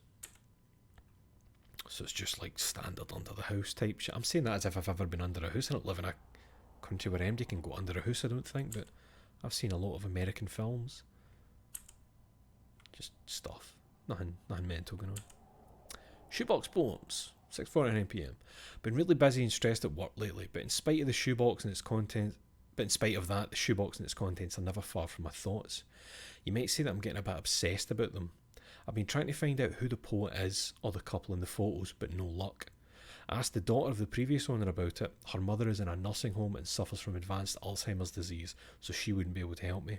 She was certain that no one in her family was a poet, and she doubted that the people in the photos were anyone from her family. She told me that her mum liked to buy stuff from yard sales, and her guess was that the shoebox was something her mum had picked up from one of those. I've tried to find the shoebox after it went missing, but I can't find it. I'm so glad I took photos of the poems before I lost them. Here they are. So, that's photos of all the poems. So what I've done is write them out. I've done all the stuff here, right? So, we're safe. We're good here. As the photos are a bit blurry, I'll transcribe the poems. We pillage and whore, hauling our loot. We swagger down alleys. We don't say please. The town is burning. We set it aflame. We are the fire that's gone out in your eyes. We are the maggots gnawing your heels. We are the rain trickling down from the hole in your ceiling. We are the ants inside your walls and under the boards of your floor. We are eating your house. We are the sharp rocks under your knees in front of the altar where you are kneeling. We have no morals, no guilt, no qualms. We don't give a damn. The sewers are clogged, filled with waste, the water is rising. We'll make a ship out of your naive, broken dreams and lay siege to your sanctuaries. We are a ravenous horde of rats, we are the fangs and we are the beast. There will be no more admiring gazes, no more courtesies, no more gardens in spring. We are the rising wastes and you will be a drowned king. Note, the first stanza has been crossed out and the sheet had been torn up. But I'm going to be reading a few poems here. But, oh, Jesus. Did I just accidentally hit the delete key and delete the second fucking poem? Jeez, hold on. Let me go fucking restore that for the... I can't believe I hit the delete key. That's mental. This is AWE shit. This is me being haunted. But it's poem 2, you fuck. Oh, Jesus. This is just like the fucking thing. Where is it? Where are you? Right, it's back. Nothing ever just goes right. Right, we were on poem 1. Haunted keyboard. I'm going to have to be very careful now. God, what are the keys I could have hit? Poem 2.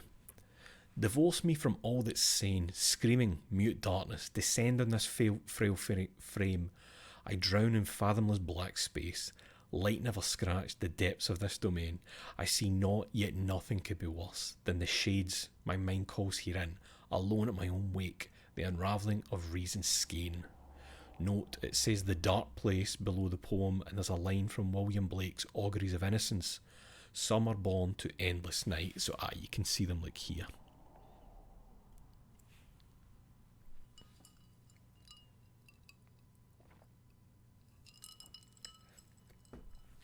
Poem the 3rd. I go underground, follow me underground. Everyone else has gone there, down to the ground. I'll take you underground. They chased a mystery, they are a mystery to me, and you'll think that of me when I tell you my tale. What we bring with us, sorry secrets and awkward lies, wet matches, a yearning for overcast skies. Everything else down here has been stolen so many times. Everyone who walks down these steps dies. I go underground, follow me underground. Everyone else has gone there, down to the ground. I'll take you underground. Poem 4. Frightened of the shadows of the deep, he challenged me to a duel. I indulged him, for he did not know that beyond the lake he called home lies a deeper, darker ocean green, where waves are both wilder and more serene. To its ports I have been, to its ports I have been.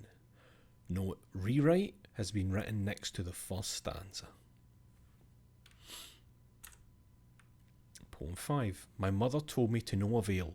If you play with shadows, you grow sickly and pale, and forget all the wonders the sun can unveil, because beyond the shadow you settle for there is a miracle illuminated. Note, the last 3 lines have been underlined, and there's a note saying E's favourite line. A long talk with him about the meaning, no changes, but keep in mind for another time. So, because these are Thomas Zane poems, E is Emil Hartman, who, remember, was Thomas Zane's, was it his assistant, and then later Hartman became the head of that psychiatric hospital in Bright Falls. Poem 6. Your eyes were so cold when you watched me go under. You were sitting in the boat. I floated down to the darkness like a cloud from a shark bite. I breathe out my life with you. The currents wash me away. I let the currents wash me away. Poem 7. Mist like death, mist like a lover's breath, rose so soft and cold and wet. Memories met for the first time, secrets whispered to find a long lost doorway home, or be led to parts unknown, and forever disappear beyond this veil, in her dreams to prevail. I just assumed they want emphasis on her. Poem 8. I wish it would shatter like glass under my heels, just like a sheet of ice. When I close my eyes, that's how the mirror feels. Oh mercy, thousands have gone missing beyond the labyrinth of me. When you're lost in your own company. Note, there's another poem on the page as well. In this hall of mirrors, built by liars, I'm a pale reflection of myself. Pool. There's also a couple of drawings, a face of a man, some fir trees by the water, maybe, and a strange face with a long nose and round black eyes. Don't know what that's about. Poem 9. Until that time comes around again, the shadows fall on this town again. It's barely evening, but the shadow falls on me again. No one will miss us, our faces inked black. They'll sell our things at the flea market. they'll never call us back. So she left with him. They'll wine her and dine her. We huddle naked in this alley, nothing's for sure. Fern needles tickle. We bathe in the rainwater all the way to the ocean, the memory of the slaughter. Until that time comes around again, the shadow falls on this town again. It's barely evening, but the shadow falls on me again. When I'm awake, I'm barely alive. When I sleep, I have two hearts. Your heart and mine, your two hearts and mine. Face with a long nose looks like the house. Oh shit, Chris, you're bang on. It is, it's what I've often referred to as the owl room, because that's what it reminds me of for the outside. Shit, that's exactly what that is. Aye, that's a bit of the house on Cauldron Lake. What about the face though? I can't no see it as like Ziggy Stardust or a Bowie. That's the problem. Poem 10. From bloom to gloom, or love like fire, consumed. We burn our bridges, furniture, clothes, hair, flesh and bones. All too soon we ran out of things to burn, but while it blossomed, our love was like a flower. Note, also written on the page, B, this is us, T, and a name, Barbara. I'm guessing, can't quite make it out. Different handwriting next to a heart. So B is Barbara, and it's Tom Zane saying this is us. And them saying different writing makes it seem like maybe Barbara's put a wee heart on it and signed it, that kind of thing. I don't know. Poem 11. In this temple of shadow and mist, there's a window in the floor and a door in the ceiling. There is no knowing. Am I standing still or running or kneeling? No, the last two lines have been scratched out. Can't make out what it originally said, and the lines of the poem have been written next to them. Poem 12. Kept from sleep again last night by the sound of chimes. I sway, so far below heaven, so high above hell. Frost creeps up the trunk of my spine. All is blackness through these holes in my eyes. Just the wind in my skull and the wings of her crows. They perch on the gallows, they have pecked me clean and made a chime from my bones. Also written on the page, B's comment, a diver not a hanged man, think about it. Don't know what that means, I don't know what she would mean by that. A diver not a hanged man, think about it. And her is thing made again, the wings of her crows. Kept from sleep again last night, but soon it changed the sway. Oh, because he's talking about the gallows. Ah, right. Because the diving that he would have been doing at the time was when you still had the airline, I'd imagine. Maybe. You know, and you can imagine that being like the rope. I don't know. No, because if the photos are for the 60s and 70s, I'm pretty sure they were using oxygen tanks by then.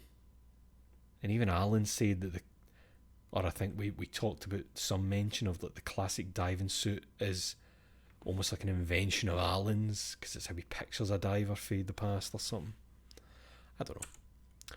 Shoebox Dream 2, 6:03 PM. Had another dream last night, and when I woke up, a real scare. In the dream, I was visiting the previous owner of my house at the nursing home, only in the dream the owner wasn't a sweet old lady, he was a man, and he wasn't old. He was a young man with dark hair, very good looking in fact. I remember that he was wearing a funny jacket with old-fashioned elbow patches. I was there to find out about the shoebox, but he was very agitated and didn't listen to me. The place was brightly lit. It was sunny outside, but he was still very anxious and wanted me to turn all the lights on. He kept going on about the place being too dark. I remember being certain that all the lights were on already, but that didn't calm him down. In the end, he was screaming for me to turn the lights on. I was also starting to freak out, starting to think that something horrible was coming to take us away, and that's when I woke up. I was really thirsty. I got up from bed and went to get a glass of water. In the hallway coming back, I suddenly saw a dark silhouette of a man outside the window. I must have screamed aloud. My heart stopped for a moment. I dropped the glass. Luckily it didn't break. It's one of my favourites. I was really frightened. I rushed through the house, turning on all the lights. My first impulse was to dial 911, but after a moment that felt silly. I told myself that I must have imagined the whole thing, seen my own reflection in the window.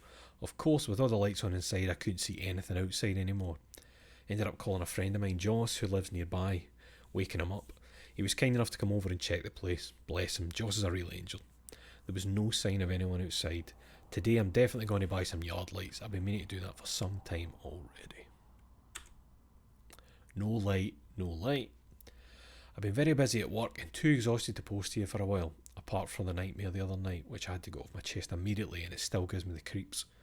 And on a positive note, the house is slowly starting to look really good, and I've been living here for a while. Here's a photo of my fireplace. I got the yard lights, now I only need to get them installed. To be honest, I'm playing for time here, writing this, not looking forward to going to bed. I was listening to the beautiful and brilliant Florence and the Machine earlier, and the song No Light, No Light made me think about the nightmare again. 12:50 AM. Call 911. Men outside, shadows, dark coming, help more light. She's having a bad fucking time with it. Haunted house. So that was from the 5th to the 13th. I'm back and I'm okay. Well, not okay, but alive. They kept me in the hospital overnight for observation, and then I spent a couple days at my parents' house.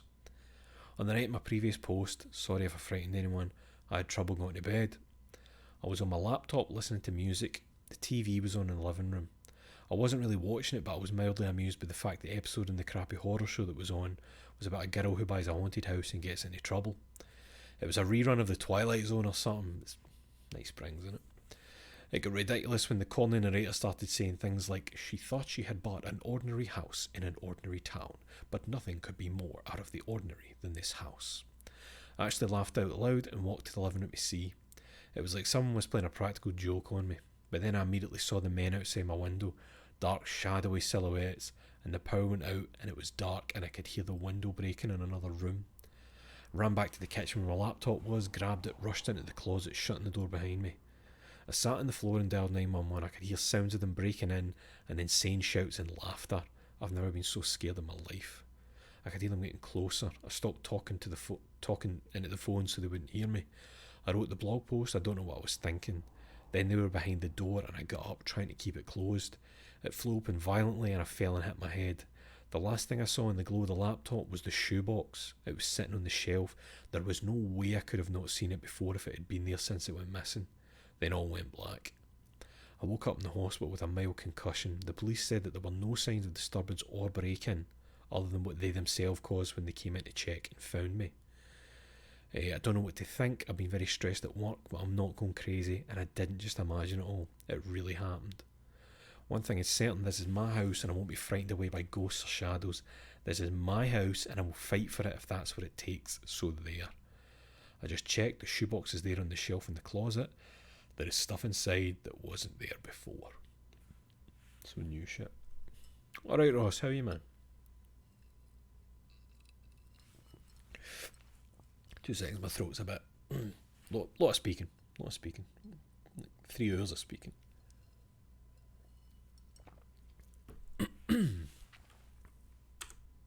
House guests. Soon after my last update, someone contacted me. They had found me through this blog. Said they know a lot about what's been going on and the origin of the shoebox's contents, and that this kind of thing had happened before elsewhere. They promised to tell me more on the condition that I'd stop updating the blog. They said that this whole thing should be kept secret and hinted that it could be dangerous, that there are people out there who think that the contents of the shoebox can be very valuable and would be willing to commit crimes to get a hold of them. In a way, it felt a lot like my nightmare about the agent who came asking about the shoebox. Of course, this was totally different in many ways, but still it reminded me of that, like the dream had come true somehow. I promised to think about what they told me, and I have, and that's the reason why there have been no updates for a while. They were friendly enough, but the more I've thought about it, the more the whole thing felt like a threat, and that really pisses me off. It's a free country and I can write about anything I want in my own blog, and the shoebox and everything in it came with the house, and thus it's mine. I've decided to keep updating the blog for now. Inside the shoebox. When I found the shoebox again, there were more poems inside and a battered old device, a switch of some kind. So that's like a light clicker technically. It's different for the Allen one, but it's still a switch for turning a light on and off. I actually had to go and ask about it in the local hardware store to be sure what it was. It's an old light switch. When you flick it, there's a solid satisfying click. When I flicked it the first time after finding it, all the lights in the house went out. I swear I'm not making this up. It turned out to be the whole neighbourhood actually, and the real reason for the power cut turned out to be a thunderstorm rumbling above. But talk about a coincidence of a lifetime. I've flicked the switch many times after that and nothing strange has happened. I can't explain where this new stuff came from. Someone broke into my house and put it there? That makes no sense. More shoebox poems. There were 6 new poems in the shoebox, as well as something else. Not a poem, a title page I suppose. It seems to come from a different batch. All the pages seem old, as if they've gotten wet at some point. In any case, here are the photos. I'll transcribe the poems in an update soon, just in case the photos are not clear enough. Poem 13. I came looking for my princess. Instead I found a witch wearing her face. Barbara Jagger. No one in the family had noticed the change. She said, she becomes me. Through all the wicked things she did to me, her beauty kept me in a daze. I stared at her adoringly and forgot how she used to be, as she tortured me for days and days. She said, she becomes me. Isn't it strange that with every wound she's caused, her beauty in the mirror fades? I hear she's already looking for another pretty girl to put on in the old one's place. She said, she becomes me. We're both so thin, we wear our skeletons on the outside. She becomes me. Note, written below the poem, Be offended, thought this was about her. Of course it's not. So Barbara was upset. But that seems to be, it was before that kind of happened. So I don't know if it's like that this being kind of put into the ether let it happen maybe, because Thomas Zane is a writer and that's what the darkness thrives on. So maybe that's why it was able to do the thing with Barbara Jagger so easily, because it had been implied. Poem 14. Tightrope walking. Would you choose a safety net that traps you and kills the thrill? Thin weave of wires slices your flesh. I must prefer the dark air in between. Soft shadows hug you gently all the way to the ground. Note, written below the poem is a quote. Which are you drinking, the water or the wave? And the name of the author, John Fowles. Poem 15.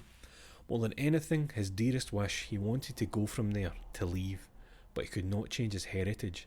The blood in his veins was ink, and the crown was too tall to pass through the door. He was doomed to remain a king forevermore. Poem 16. Inside this shoebox we killed for, there is, we don't know what, neat stacks of $100 bills, jewels like stars, the dreams of those who've slept in this town, the dream of this town. When we open it, the dreamer will wake, and we, all part of his dream, will be gone. Our wishes come true, the power to punch a hole into the universe. Inside this shoebox we killed for, there is a coffee thermos, a flashlight, a box of ammo, 2 pages of poems, countless worlds. Inside this shoebox we killed for, there is no cat, poisoned or otherwise, dead or living, undead, uncat, baleful spirits, all the evils of the world, no hope, nothing, darkness. Note, the lines, a coffee thermos, a flashlight, a box of ammo, 2 pages of poems, all crossed out. Written below the poem, E can't see it. His view is too narrow, limited. It's not a lake, it's an ocean. Darkness before the act of creation, before the Big Bang, darkness upon the face of the deep, upon the face of the waters, before light, before the primeval atom, before the word, before the poem. I can be a creator, the creator. It has happened before, and it will happen again, many times. So that's him talking about Emil Hartman. Poem 17. I was surprised to find that such revulsion could shine in someone's eyes. How I hate your kind, he said, as we sat down to dine on him. Poem 18. A good friend passed away today, quite unexpectedly. A bit of bad luck there, but these things happen. It was nobody's fault really. He was taken by a dark presence. We keep his things in a shoebox on our mantelpiece. Note, that presence has been underlined, written next to the poem. He didn't find this funny. So Emil didn't like that. Title page. Return by... So you can see it's been crossed out. Note, as said, this is not a poem, more like a title page for something. The name of the author has been thoroughly and violently scratched out, written above the title. Campbell's Monomyth. 1. Departure. 2. Initiation. 3. Return.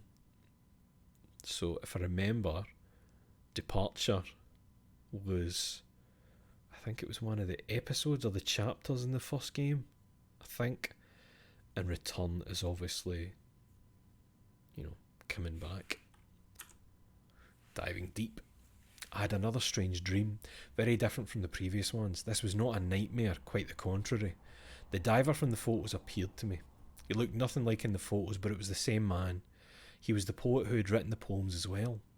In the dream he floated in the air above me in the bedroom as if we were underwater. He was wearing a strange heavy diving suit. Almost like a spacesuit, and he was shining with a bright light. He told me things that in the dream made perfect sense, but now not so much. I've made a habit of keeping a notebook and a pen by my nightstand so that I can write down my dreams as soon as I wake up. But even then I feel I misunderstood a lot of what he told me, already beginning to forget it while I was writing it down. Also, when I read through my own poems, my own notes now, some of them make no sense, but afterward and still now, I feel shaken by the powerful emotion I felt in the dream. I'll try to explain the dream as well as I can. The diver told me that a dark presence had taken over his girlfriend, the woman in the photos. He tried everything he could to think of to banish it from her, but everything had failed.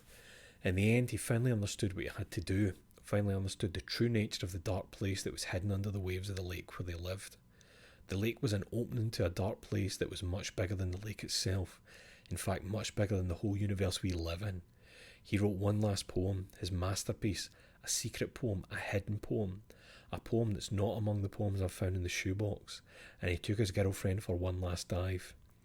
Together they sank down into the depths far deeper than he had ever dived before. In the dream I was there diving with them, and from the depths something or some things surged up to meet them. Things of darkness, but bright things of light as well. The diver explained that these things, or these presences, were forever fighting a war between the forces of light and darkness. A dark presence had taken over his girlfriend, and a bright presence now came to take over him, and he surrendered his body to it. But at the same time, the essence of who he was kept diving deeper, ever deeper, holding the essence of his girlfriend, their spirits, their souls. The diver, or what was left of him, his true self, spoke the words of his secret poem. The poem described a new world, an island in the sea of darkness, a safe haven, a paradise, a baby universe. The nature of the dark place was such that anything dreamed up there, any dream or a work of art would come true, just as true as anything in our world can be. And the poem came true, and the essence of the diver and the essence of his girlfriend escaped from the darkness and disappeared into this new world to live there happily ever after, where the shapes is now taken over by a bright presence, and his girlfriend's had been taken over by a dark presence, surged up through the opening in the lake to our world to continue their battle there. When I woke up, I felt overwhelmingly happy and privileged of having been shown this. I've never been so moved by a dream and didn't think it could even be possible. Even now, even though I've forgotten many details, the feeling remains, a feeling of hope. I know that something amazing is coming, that something wonderful is going to happen, and at the same time I know that when it does, it will be something totally different from what I'm expecting, something I could never have imagined. And I know it might take a long time before it does happen, but no matter how long it takes, I'll be here, waiting. So that was the end of the blog. That was where it finished.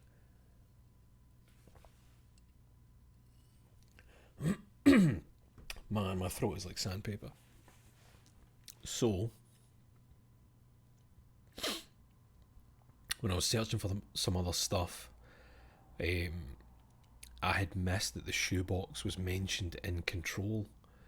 So I re-downloaded Control, booted it up, went to a specific place to get a photo, because every other photo of this board that existed on the internet is a shit quality photo, really terrible angles and lighting and everything. So, boom. On one of the whiteboards just in an office in Control, shoebox notes. Some notes. I think I've stumbled into something here. Only notes. Early hypothesis now, further test needed. So, shoebox retrieved from ordinary. Potential altered item not flagged. AWE in the lab. Everything affected but the shoebox and contents. So everything in the lab is affected except the shoebox and what's in it. We recreated the event, same result. Recreated with a different shoebox from home, same result. What the fuck? So the ordinary thing was in summer. Samantha Wells is the woman's name. Repopulation ongoing in the town. Blog This House of Dreams. FBC alerted. Federal Bureau of Control. Contents point to Thomas Zane, reference Bright Falls AWE, 1970 summer, 2010 fall, and then connected AWEs. Shoeboxes can't be altered. Contents safe. Why? How? A loophole? We could use this. Who took the shoebox? We are in the middle of a test here. Bring it back, idiots.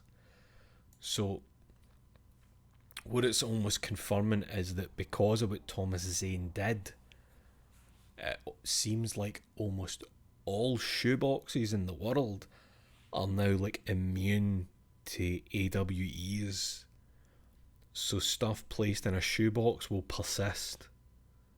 That seems to be the kind of thing that's going on there. I don't know how that ties into anything, but here we go. Oh, and the new hit single made and produced by Barry and the Old Gods of Asgard, Balance Slays the Demon, we heard about it in American Nightmare. There are 3 parts in the song that connect to 3 of the poems Samantha found in the shoebox. So you had Beyond the Shadow You Settle For, there is a miracle illuminated, and the song has Beyond the Shadow You Settled For, there is a miracle illuminated. That beyond the lake he called home lies a deeper, darker ocean green. Beyond the lake he called home lies a deeper, darker ocean green. You get that one. Screaming mute darkness, descend on this frail frame. I drown in fathomless black space. Light never scratched the depths of this domain. I see not, yet nothing could be worse than the shades of my mind calls herein, alone at my own wake, the unravelling of reason's skein. And then this, I don't know if the volume's going to be alright for this, you can tell me. Near the final part of the song, there is a reverse message embedded within. Playing backwards, you can hear that it says... Please don't let this be mega loud. Come on. Here it comes.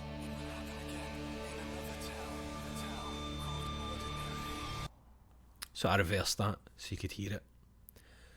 So that's, they're saying ordinary's where Jesse Faden's from. That's where Samantha Wells was and found the shoebox. So that's in the Old Gods of Asgard track. And then look at that. Look who it is photographed next to Samantha Wells' fireplace. The man himself. And he's wearing a Shakespeare t-shirt that says, "This shit writes itself." And I think that is the end. Yep, that's the end of all the stuff. So I thought I'd put that together so that everybody knew, like, fully up to speed with everything that might come up for Alan Wake 2. I think we've covered everything that could that can come up. I spent ages putting all this shit together, all that and all the other previous stuff for, you know, the files for Control and that for at the end of the first Alan Wake streams. I'm really tired. I wanted it to be so that nobody had to think about even doing any reading or checking for stuff. We know we've got every piece of information you can have basically about all it. And that's us up to speed. We are ready for Alan Wake 2. When's it out again? October? I think it might be on the calendar here. I think it's October. Can't remember when it is. No, it's not on my calendar, but aye. Sometime in October. I think it's near the end. Oh, man. That feels good. Just to get all of that done, if you know what I mean. Just to get it all free of me. Soon you'll be floating in through the door inside a diving suit to get us all through Alan Wake 2. Oh, is there no Steam version of Alan Wake 2? Is it an Epic Store thing? That's weird. Well, that means they get Epic money then, didn't it? Are Epic still doing that? Or Epic, pardon me, are they still giving away like insane amounts of money for timed exclusivity? I thought they were done with all that.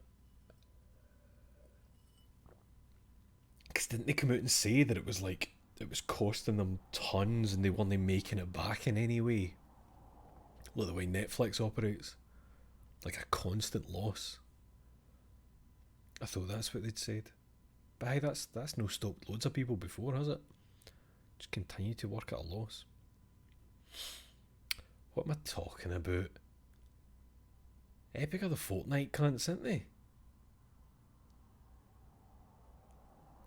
Loss. Don't know the meaning of the fucking what. Fucking Fortnite. Make £1 billion a day. Weird. Aye, that's no! Oh! Sorry! There's one more thing. There is one. Oh, fuck, I knew I forgot something. There is one more thing. And I think it will take 13 minutes. Fuck, I'm glad I remembered just there.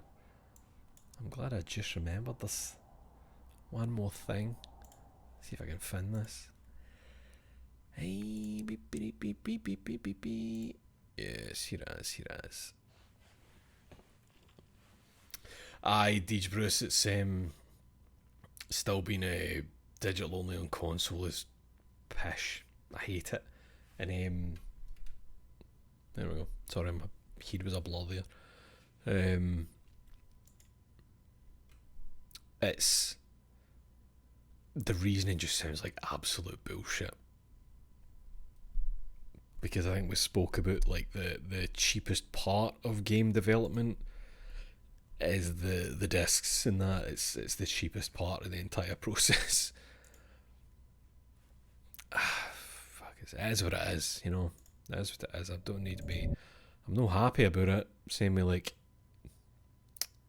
a Dragon Gaiden, the man who, what's it called? The man who fucked up his name. I can't remember it. Right, we're watching. Fuck, I forgot to put it onto the right thing, didn't I? Boom. So I need to look at the volume. It's quite loud. Okay, I think we're good. Alright. So, do you know who Alan Wake is? Oh yeah, sure, the writer. Yeah, writes the crime stuff. So this is an internal prototype demo from 2010, a proof of concept, an exploration on the mood and themes of what Alan Wake 2 would have been back then. So this is from before Alan Wake 2 was known to be a thing that was definitely coming now, you know. So it's an interesting wee moment in time. You just can let me know about the volume. The project never went any further than this demo. Next book was going to be about something different, something new. Set up as a documentary maker is creating a film about the urban legend of Alan Wake who disappeared. For the interview, we used the modified model of Dr. Hartman. Gee, give me a huff. I read fast, but come on to fuck. For the interview, we used the modified model of Dr. Hartman from the first game as a placeholder. Couldn't write anymore. And then he went. I'm going to have to be pausing to read them, aren't I? Tell you a little about him. This was built using the Alan Wake engine. More work was put into the character pipelines and special effects, and eventually that led to the engine we're using for Quantum Break. So this was just before the Quantum Break was becoming a thing. Gotta warn you though, it's pretty nasty. It's weird to see this now that we know what's coming.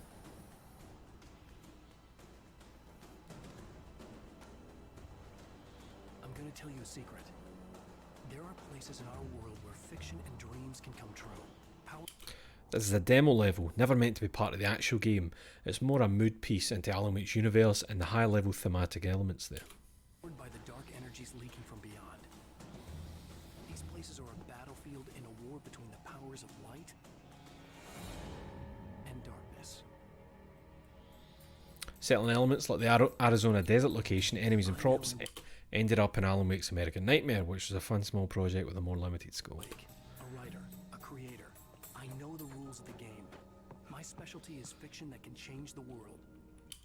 What we see here is Alan Wake as a more experienced player in the secret war against the forces of darkness. Words of power that can bend reality to my will.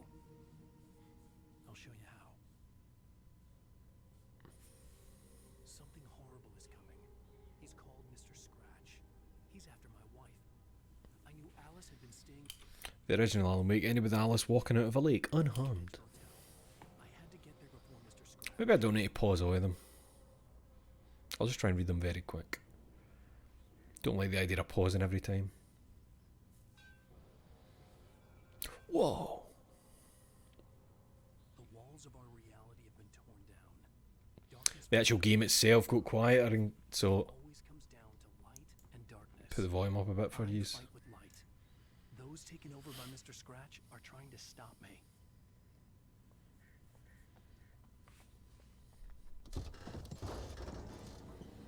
As seen in American Nightmare.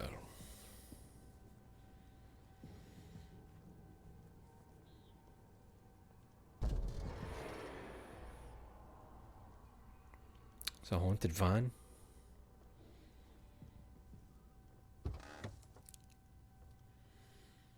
You never heard of this, Spring Hill Jim? I hadn't heard it, but until I found it.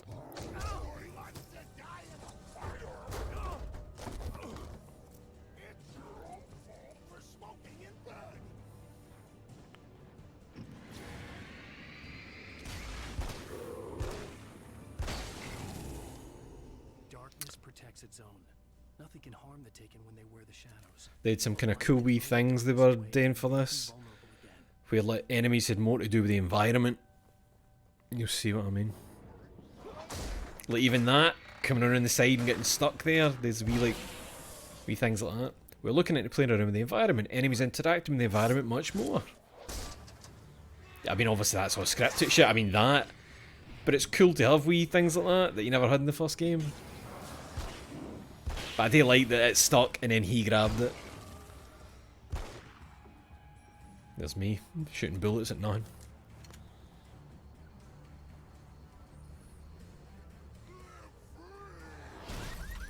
Stuff like that.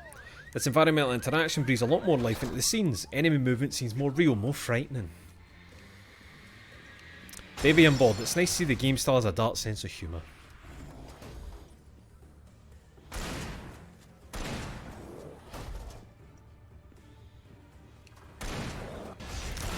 Right in the belly.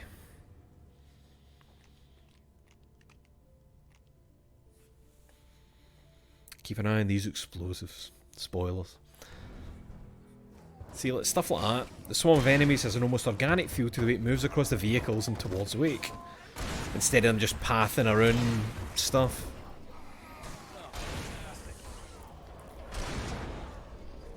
Do it, Alan.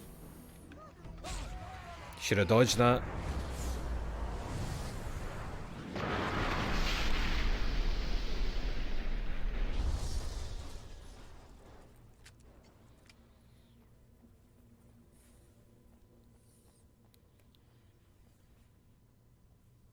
Good thing that was there, eh?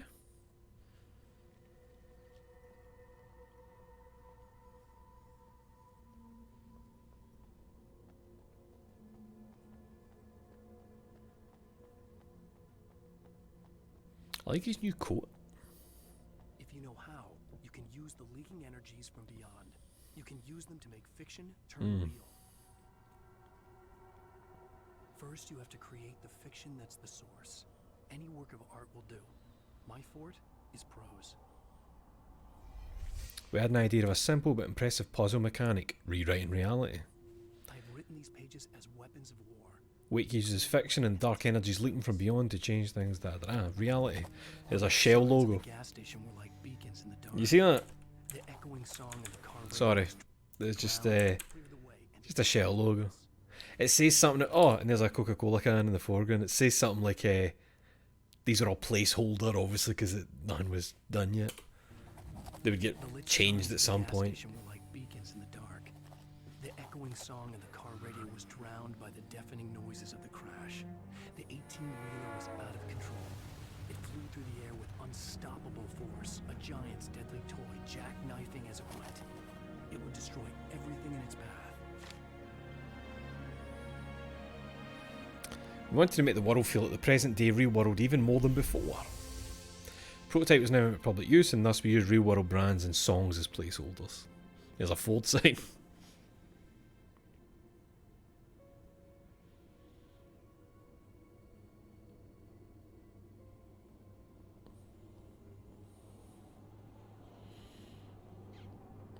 You nudge reality into the right direction. Fiction wants to come true. All you need to do is help it achieve its potential. The devil is in the details. You change the details of the scene to match those on the page.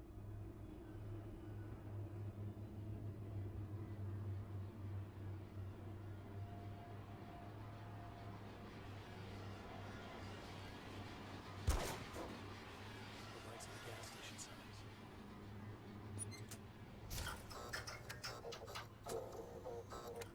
Subway.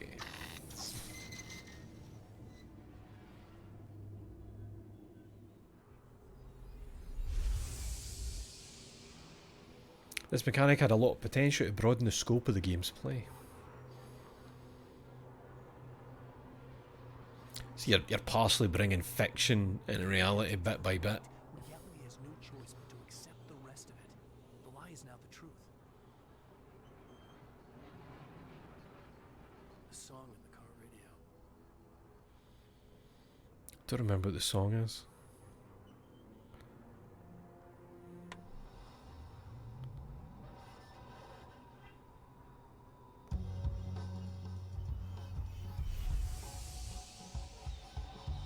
Music played a big role in the setting tone of the original Alan Wake, also helped to make the game feel more like a TV show. I feel like I do know that song, but I can't think.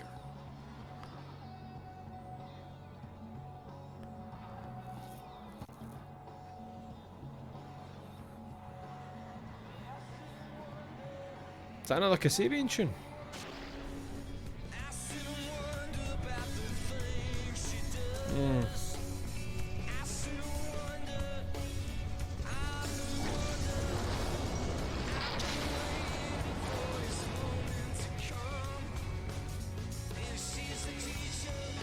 So I just changed reality a bit, clear your path, and it makes sense because it's a real thing that could happen, and thus it can come true.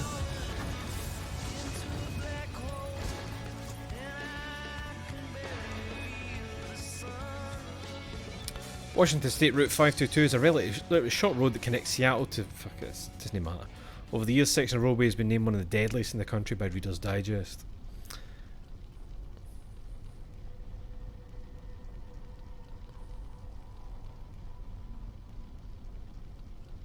Careful, Alan.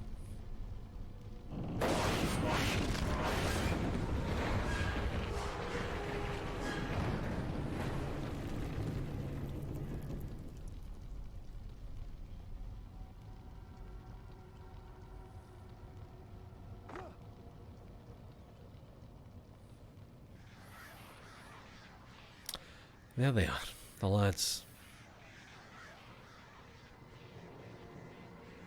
The Birdman taken was a new enemy concept that also ended up in American Nightmare.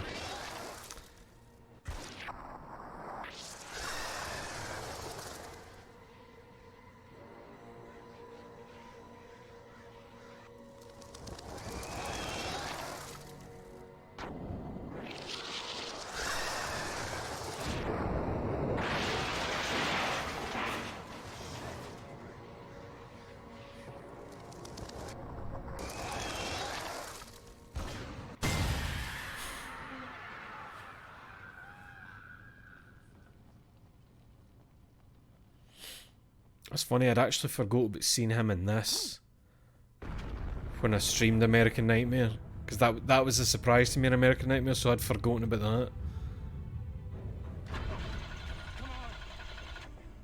Yes.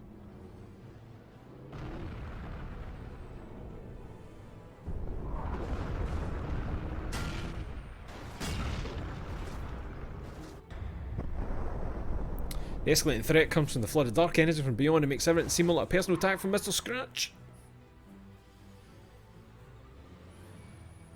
The flood of darkness is making reality unravel into chaos. It's not just my writing that's coming true. Other stories are turning real all around me. The motel here was actually using the American Nightmare as a place where Barry is staying. The van was just over there on the left, the big tour bus. And we come in, the camera swept in for the right there. Right there. That room right there. That's the intro to the in-game fictional TV show Night Springs you hear in the background.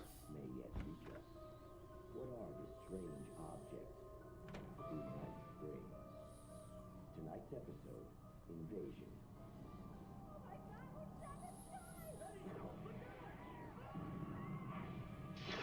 Check out what's playing on the TV.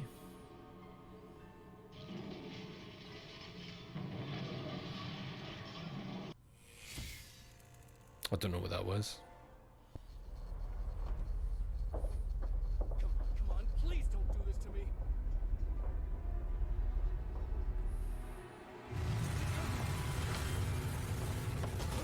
We were testing the limits of how far we could take the concept of fiction coming true.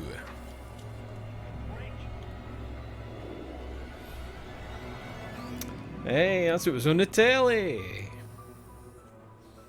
Fiction has more power than people realize. Under these peculiar, exceptional circumstances, any story, any urban legend, any lie can come true. And this is all true because I heard it from my cousin. Concept of Alan Wake is an urban legend, a twisted version of his real story that then comes true and gives birth to Mr. Scratch. Felt like a powerful concept to explore. Truth is, Wake was a goddamn psycho. Really? He and his wife were in this cabin. While here, he snapped. Bad case of cabin fever. Do you know what he did? He cut her to pieces. Look, Alice Wake is fine. So it's just the shit everybody made up. I've met her. Look, Wake's killed a lot of people, and he's still out there in those woods. Those missing campers, who do you think they ran into? Call him Mr. Scratch now. Mr. Scratch, Alan Wake's Evil Double, is a supernatural serial killer. He was and is a big part of our plans for the sequel.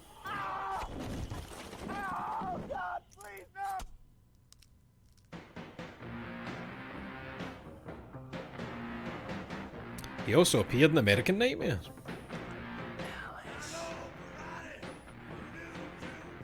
Oh, he's having a wee dance.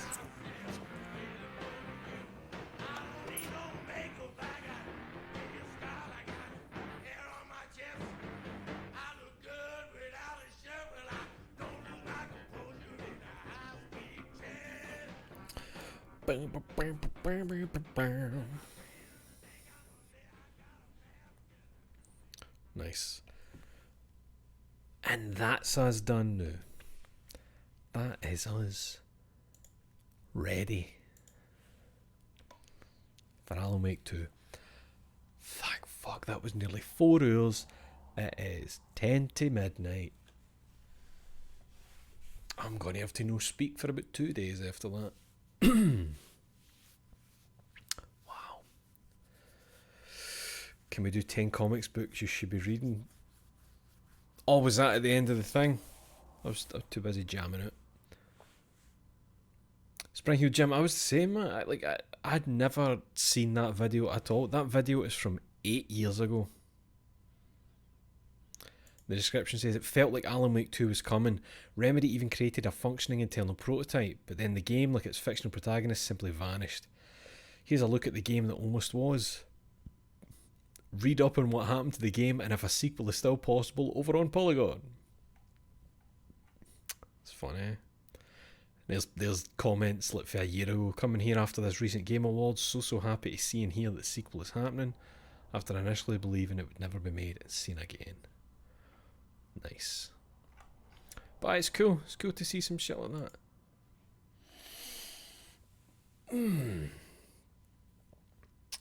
Sam Lake spoke in an interview talking about why he was glad.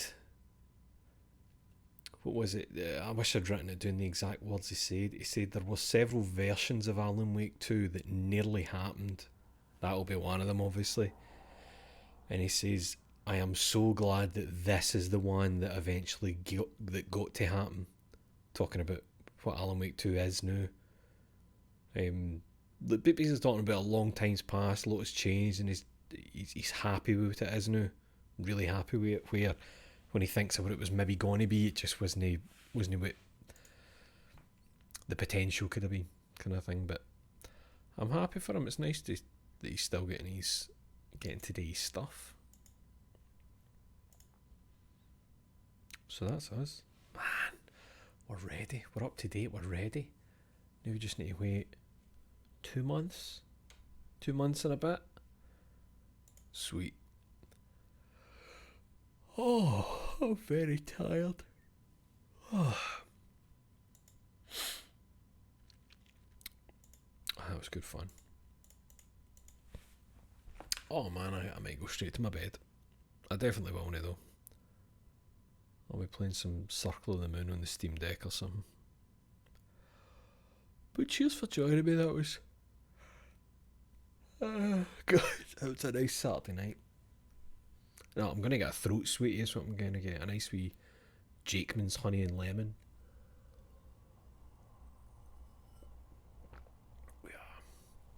Was it the 17th for Alan Wake 2? Is that a Friday in October? Oh, is it a Tuesday release? Some games do the Tuesday release. It's a strange one. The Tuesday, you don't see it as often now, it's usually the Friday. But it does still happen. Oh man. I'm glad to go back to Alan Wake after all the years, and I still really enjoy it. And I enjoy it more now because I'm older and I care more about the stuff surrounding games as well as just the game itself, you know. I like lore. I like lore and wee things that tie in and all that shit. I'm one of those people. I'm your worst nightmare. Okay. We're calling it a night before it gets to midnight and 4 hours. So, thank you for joining me. You take care of yourselves, brush and floss your teeth, wash your arse, try and be the best person you can be in your day-to-day life, and I'll see you next time. Good night.